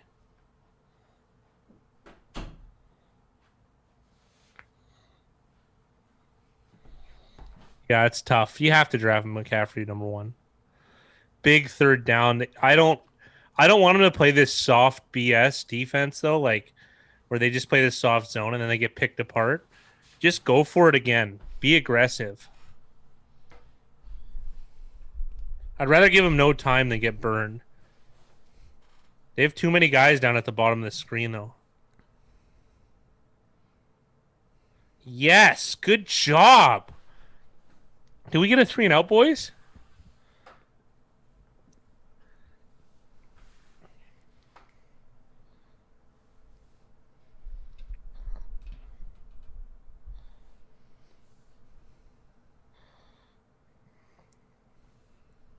This is nice. This was a nice.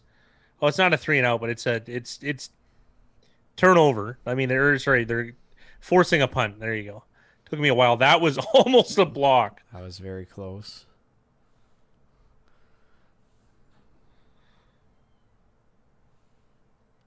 Almost blocked. That would have been amazing.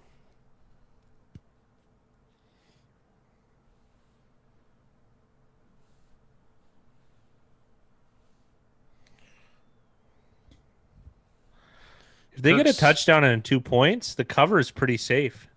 Kirk might be the person they trust the most back there to, like, with the best hands to make the play. I remember they used to have Patrick Peterson returning, and I remember we were at a game in Seattle where Seattle blew out the Cardinals, and Patrick Peterson tried to make something happen on special teams. It just managed to compound the problem by fumbling the punt. Is Deshaun Jackson done for the season? I don't think it matters. He's been able to stay healthy long enough to know.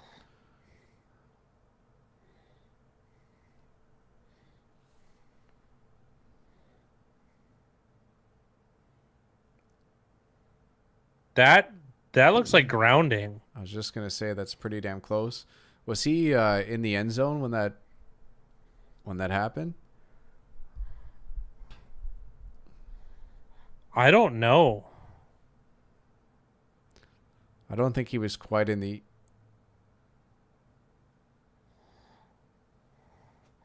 What the hell is that?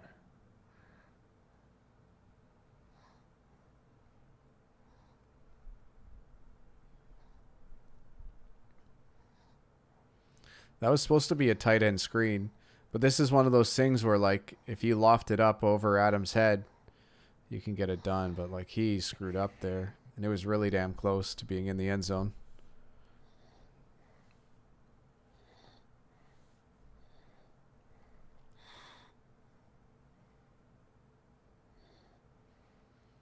But that play is pretty much a drive killer for here, 2nd and 22. Oh, Josh, I hope you're not right. Yeah, there was a flag on that play, so it's. Is it holding in the end like zone? it. Holy! Could you mess this up any worse?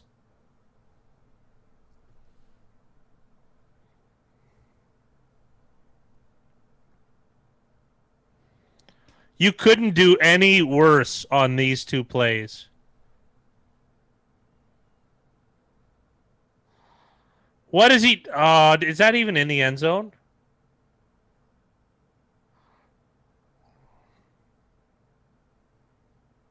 Talk about that Sweezy revenge game.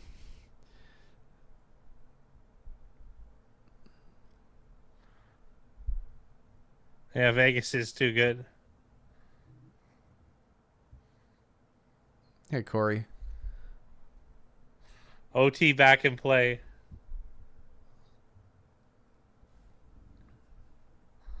Holy.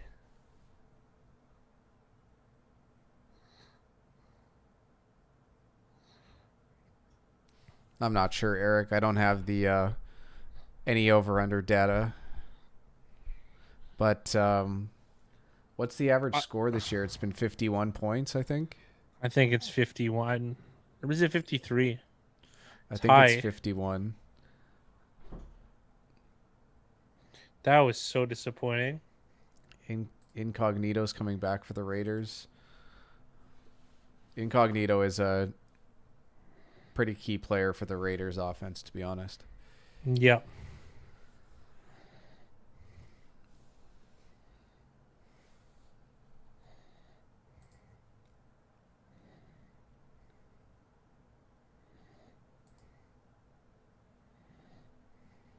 Yeah. 50.2 is the average number of points in each game this year.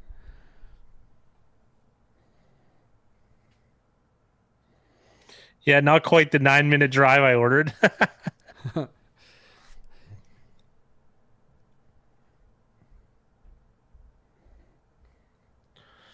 Yeah, it is deviating big time, Eric. I don't disagree.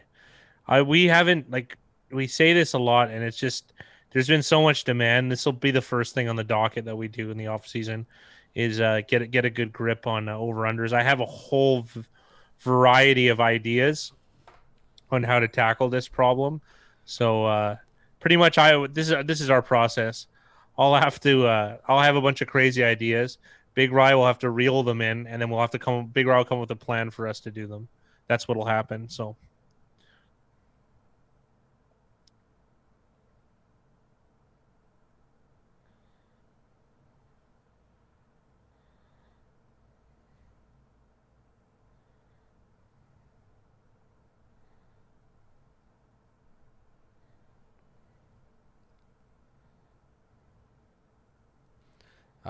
We didn't touch the over-under tonight.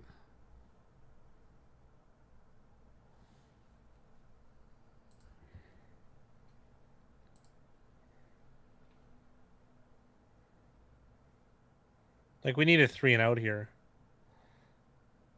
Well, Sweezy was drafted in the 7th round by Seattle as a defensive tackle.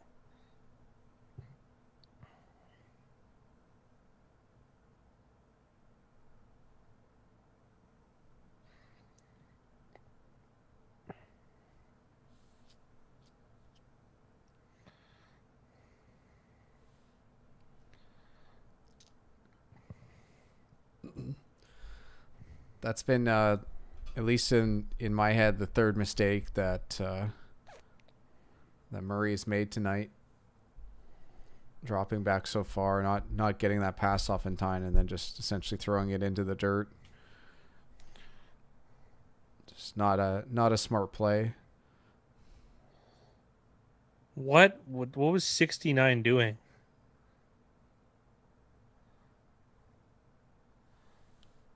Like, I hate that they just do this thing where they slow down and let the running back, like, or the offensive player pierce. Did the dude without eyelashes just make it your night? Yeah, he did, and he talked some shit too.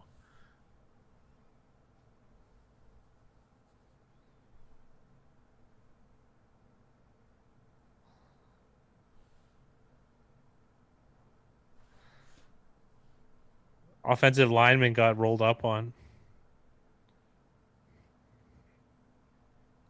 Like, the thing is, when you have 5 guys, Jonathan, chasing the ball, if you're one of the bigger guys, you're not going to be able to do anything anyways. Why don't you just sell out? Sell out on the tackle. If they have to cut in and get popped by one of the smaller ones, so be it. Like, you know what? I don't know. Jeez.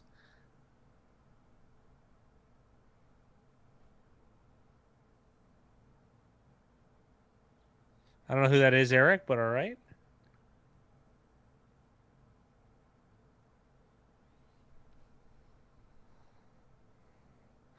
Oh, no. Oh, they had him dead to rights.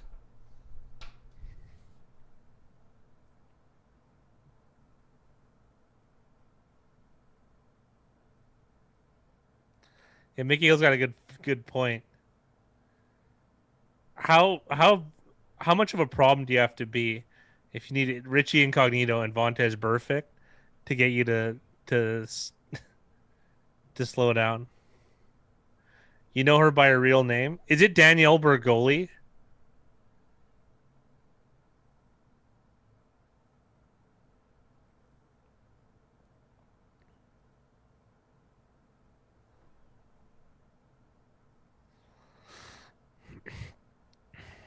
$2012. Yeah, it sounds right.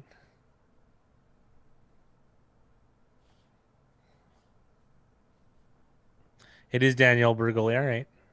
I know who she is. I watched Dr. Phil at one time.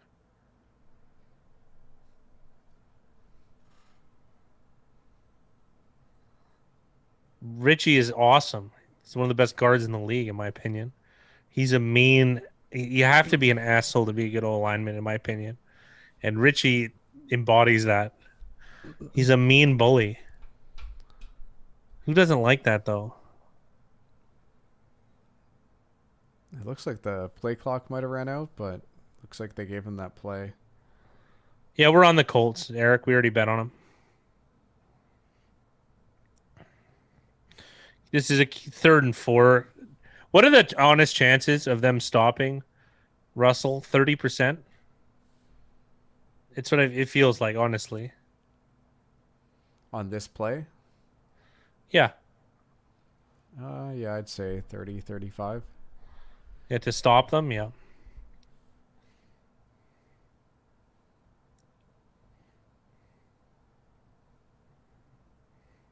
Get closer to Lockett. What are you doing? Holy. Why can I see this from up here? Well, that was the exact same coverage that Seattle played against Hopkins. Yes, it did exactly. Earlier in the game on the exact same, like, down and distance. So it's just tough. What do you mean tough? It's so easy.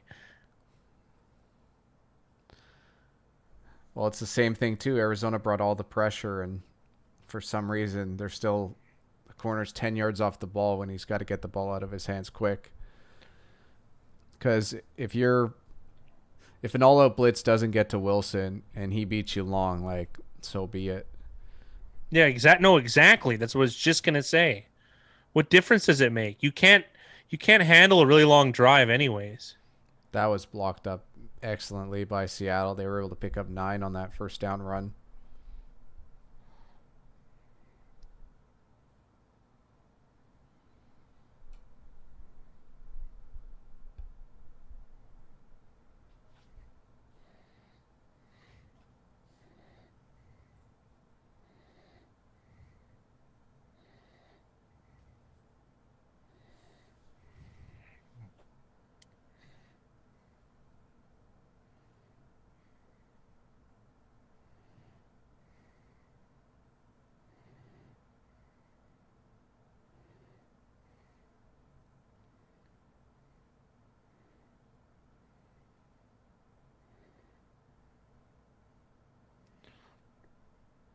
Eric, I think that ship sailed, but stranger things have happened. It looks like Scarborough pulled a hammy.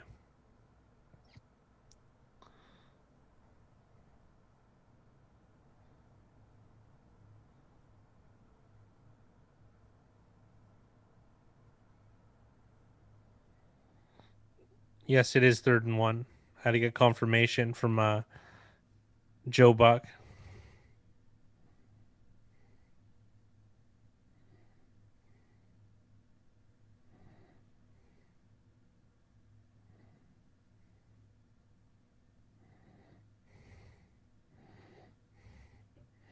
Yeah, Eric, he did. I was thinking the same thing. I would imagine that they would.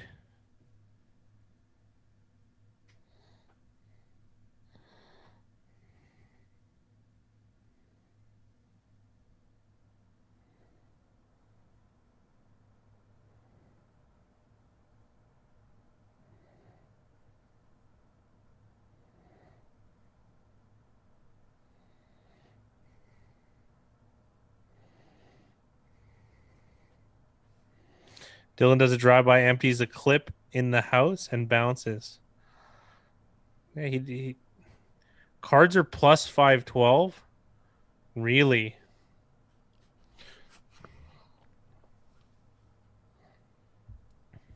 Yeah, because they essentially have to get a Stop stop them. on this next play to keep it a 1-score game,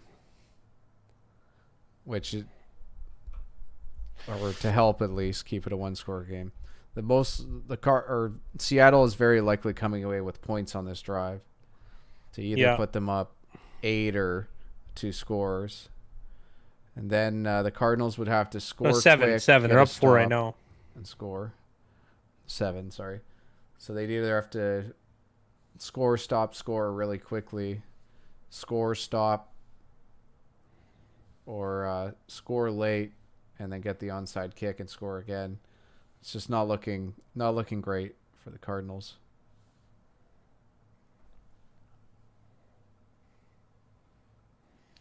That safety was brutal. I think safety should be worth 3 points, though. You get kind of gypped with 2. I got to be real here. Well, you do get the ball back and you get favorable position, and the other team loses out on a possession. It's pretty but nice. the difficulty associated, though. Yeah.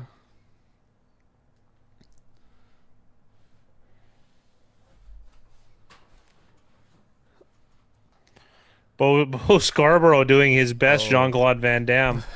Holy. This looks like a handoff to Hyde. No. Play action. Nice play. They pick up the first down and more. Clock's half the battle for Seattle now.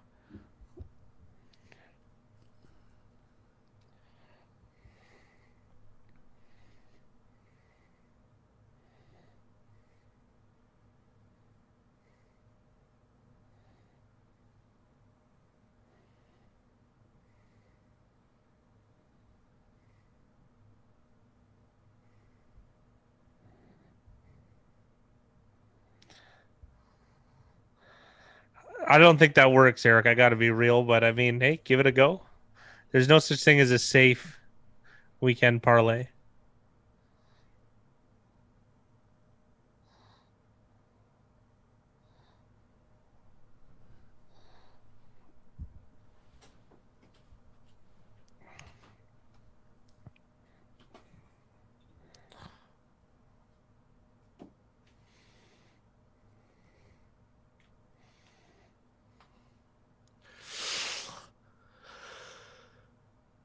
Ugh.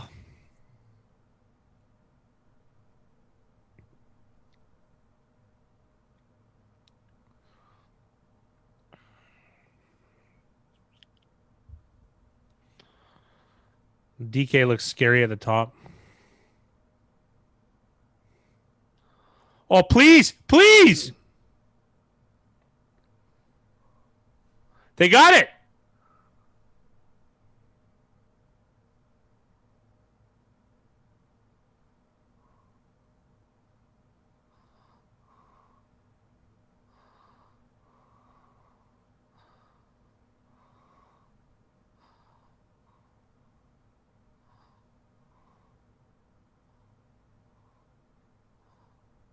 Are you joking? 32's on the bottom. He has the ball. He has a Buda Baker has the ball. It looked like Hyde had it, and then he ripped it out of his hands right there.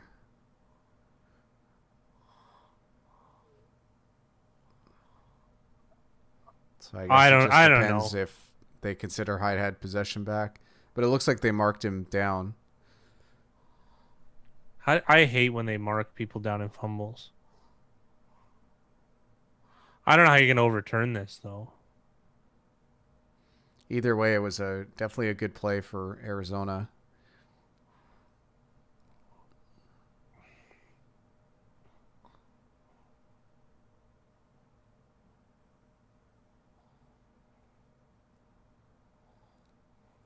I like how the ref was trying to grab it out of his hands.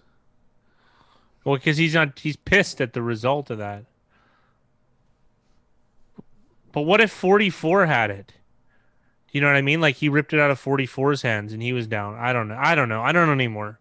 I've never been able to learn fumble rules.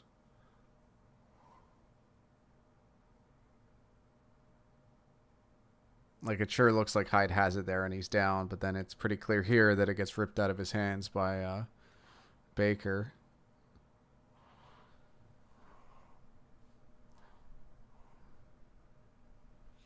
I don't think they can afford this, losing this timeout.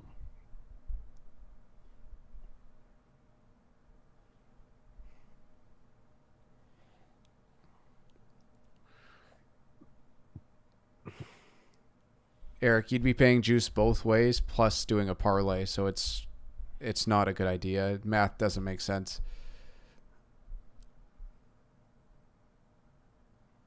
And holding them to a field goal would be big for the Cards' win chances. Zaps has the perfect rebuttal to that. Going 0-4 is just as impressive as going 4-0. Say that's just it.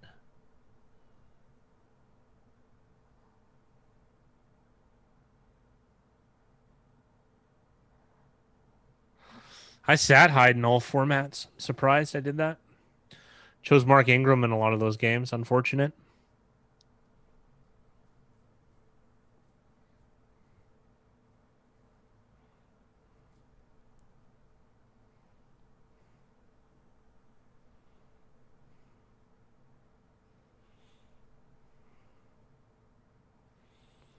The thing that helps Seattle is that on the field it was called Seattle's ball. So unless they think there's enough to overturn it, it's probably going to stay Seattle's ball.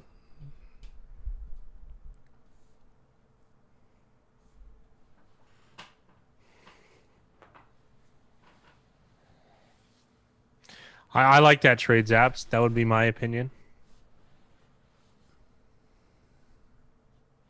Why did you say stand? He had to go that Tony Correnti like dragged it out.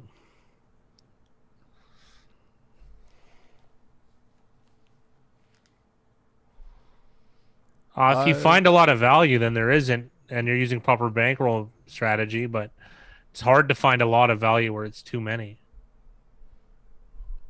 If you're betting every game, you're probably doing something wrong.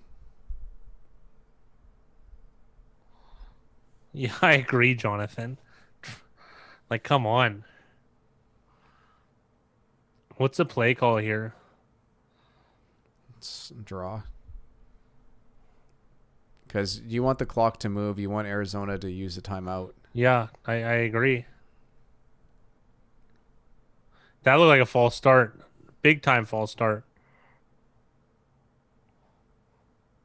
This is going to be a flag. I know it. Oh, thank God.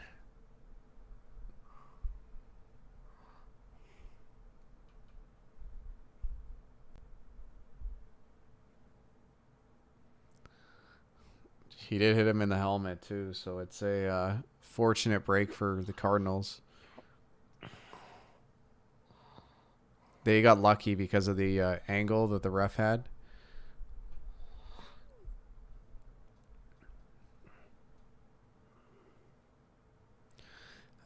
This field goal attempt is no gimme either, so we'll see. No. We'll see what happens here.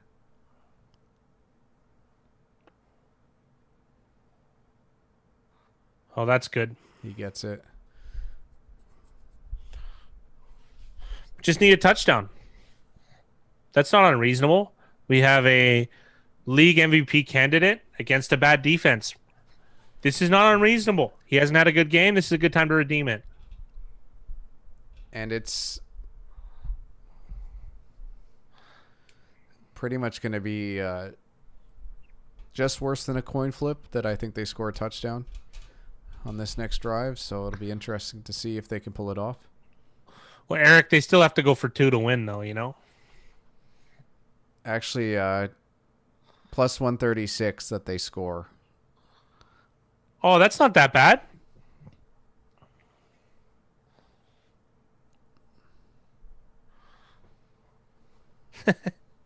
Josh Allen with a very apropos set of emojis. Cut me up, bros.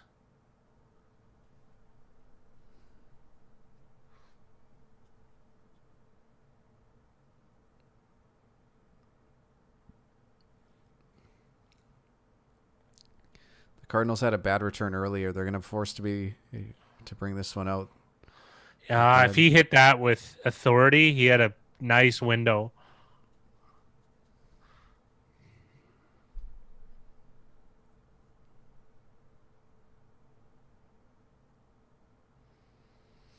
Do you guys like the XFL strategy this year as far as singles, doubles, and triples after touchdowns? And you either get the ball in the 2, the 5, or the 10. I actually kind of like that. I did too. It brings a lot of extra strategy to the game that you don't have right now in the NFL.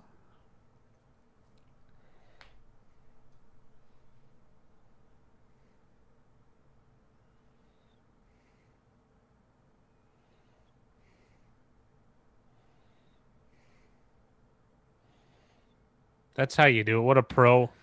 Line up, Sort though. of. You got to go again. You got to go again. You got to go again. They're not going to be able to get a playoff in time.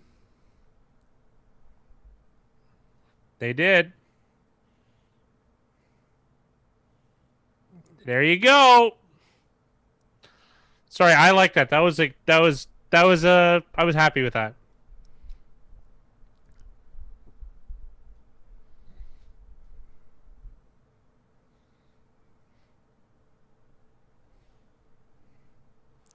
Doug Peterson would go for 3 every time.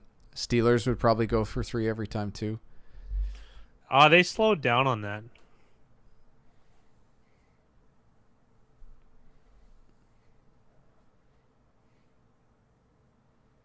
I have lots of Cleveland Browns stuff, Eric. Lots.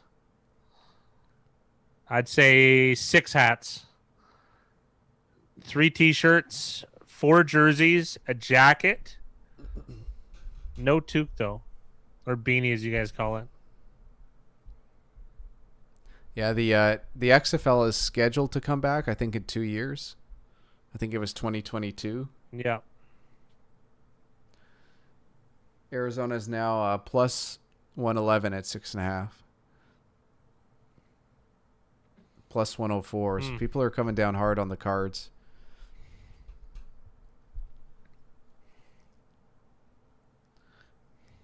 It's pretty much where I had it. Like just slightly, probably around 45-46% for them to score. Watching how the live lines have been this year, it seems like a 50-50 chance to give teams a scoring at the end of games. The over for Tulsa game was 55.5. The game was scoreless at half. Now they're in overtime, tied 24-24. Yikes.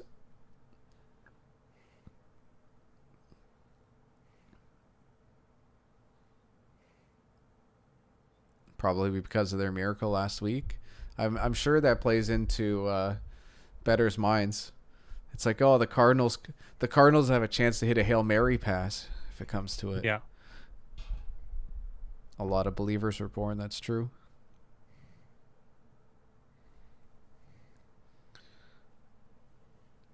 Wow, that's hilarious, Zabs.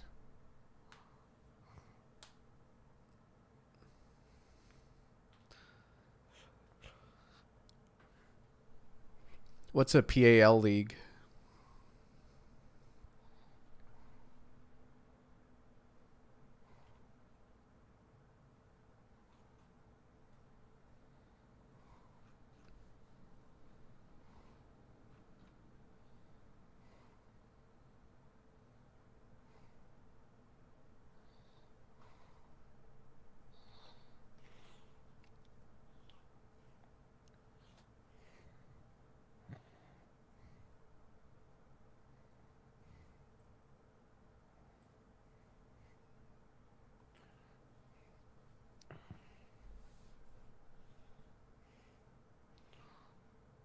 Good job. Isabella's quick. I feel like they've been too concerned with getting to the sidelines on some of these early plays, to be honest. Zaps has a very interesting question. I don't think it's enough to put him ahead of Mahomes, but it's close. Nice. I definitely don't think he'd become the favorite. But the whole thing is like at the end of the week, like what if there's an injury to the guys in front of him? And then beating Russ twice, like it's unlikely. Let's put it that way.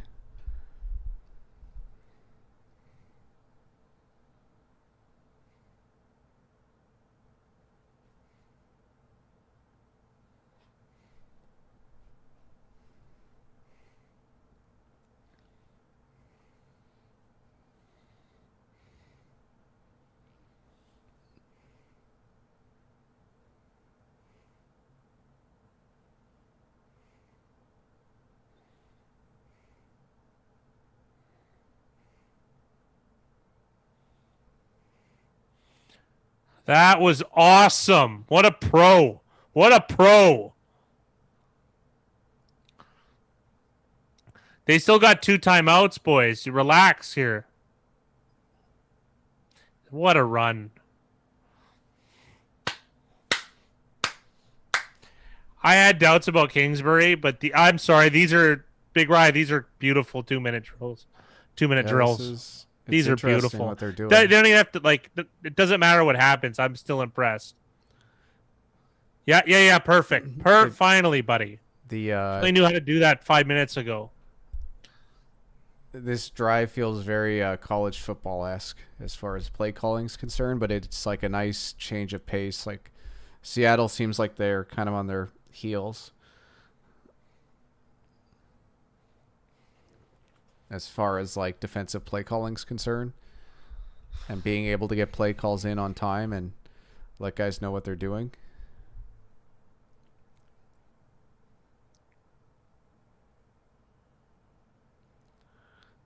There's a mismatch in numbers at the bottom.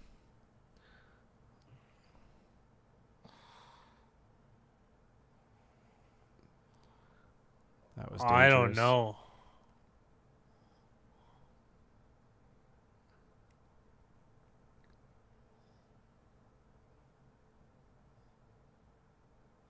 I want to see that one more time. That's I don't know. I'm fine with that.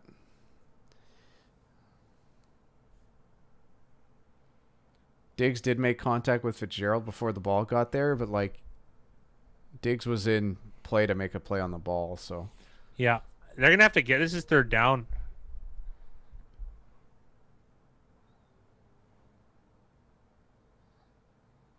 they only They're rush hitting him for delay. timeout Arizona. That's not Come good. on, that's not good. The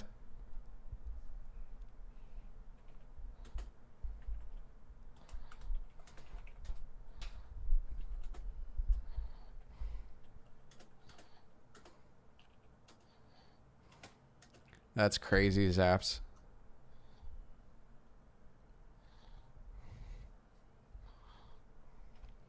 The fat guy's a bad boy. I'm a bad boy. Yeah. Eric said that you're gonna get in trouble for wearing that hat. Have at me. Come on. There ain't nobody's gonna tell me otherwise in this neighborhood. I'll tell you that much. I don't know, except that one guy, Big. You know his name. He'd have a good chance. Yeah.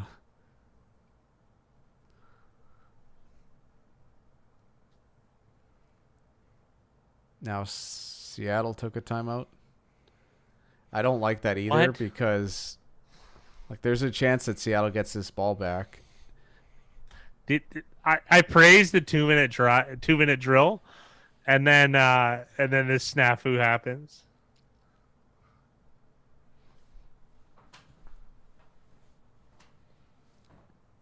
Cardinals plus 125.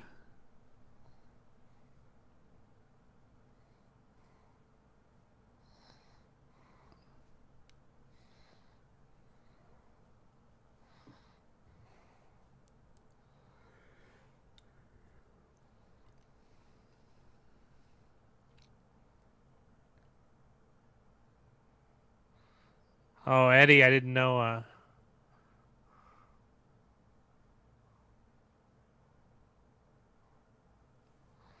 Don't spoil it, Eddie. Don't spoil it. I was like 10 seconds behind you. 5 seconds.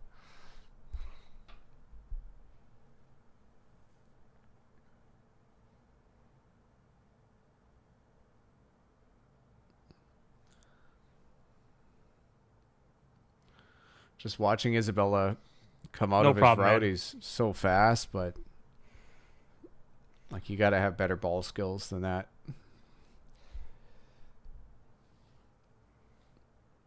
Fourth and 10 for the Cards. I gotta minimize this shit. That looked like severe holding. That's game. Seattle wins.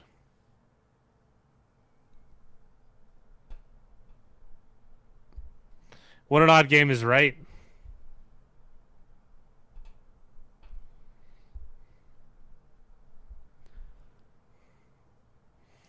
Hey, that's life, Eden.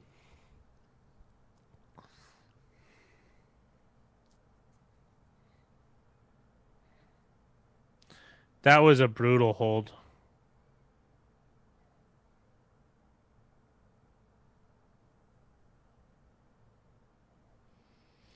Carlos Dunlap seals the win. I'm surprised Murray didn't step up, though.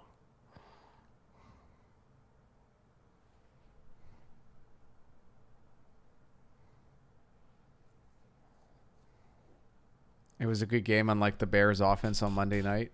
Wilson's revenge. Yeah. Hawks deserved the W.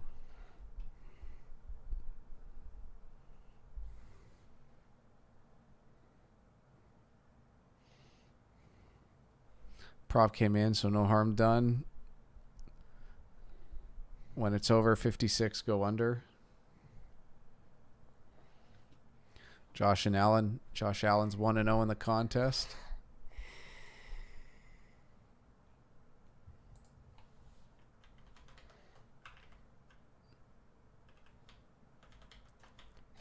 I got to jump off stream, gentlemen. It was a pleasure.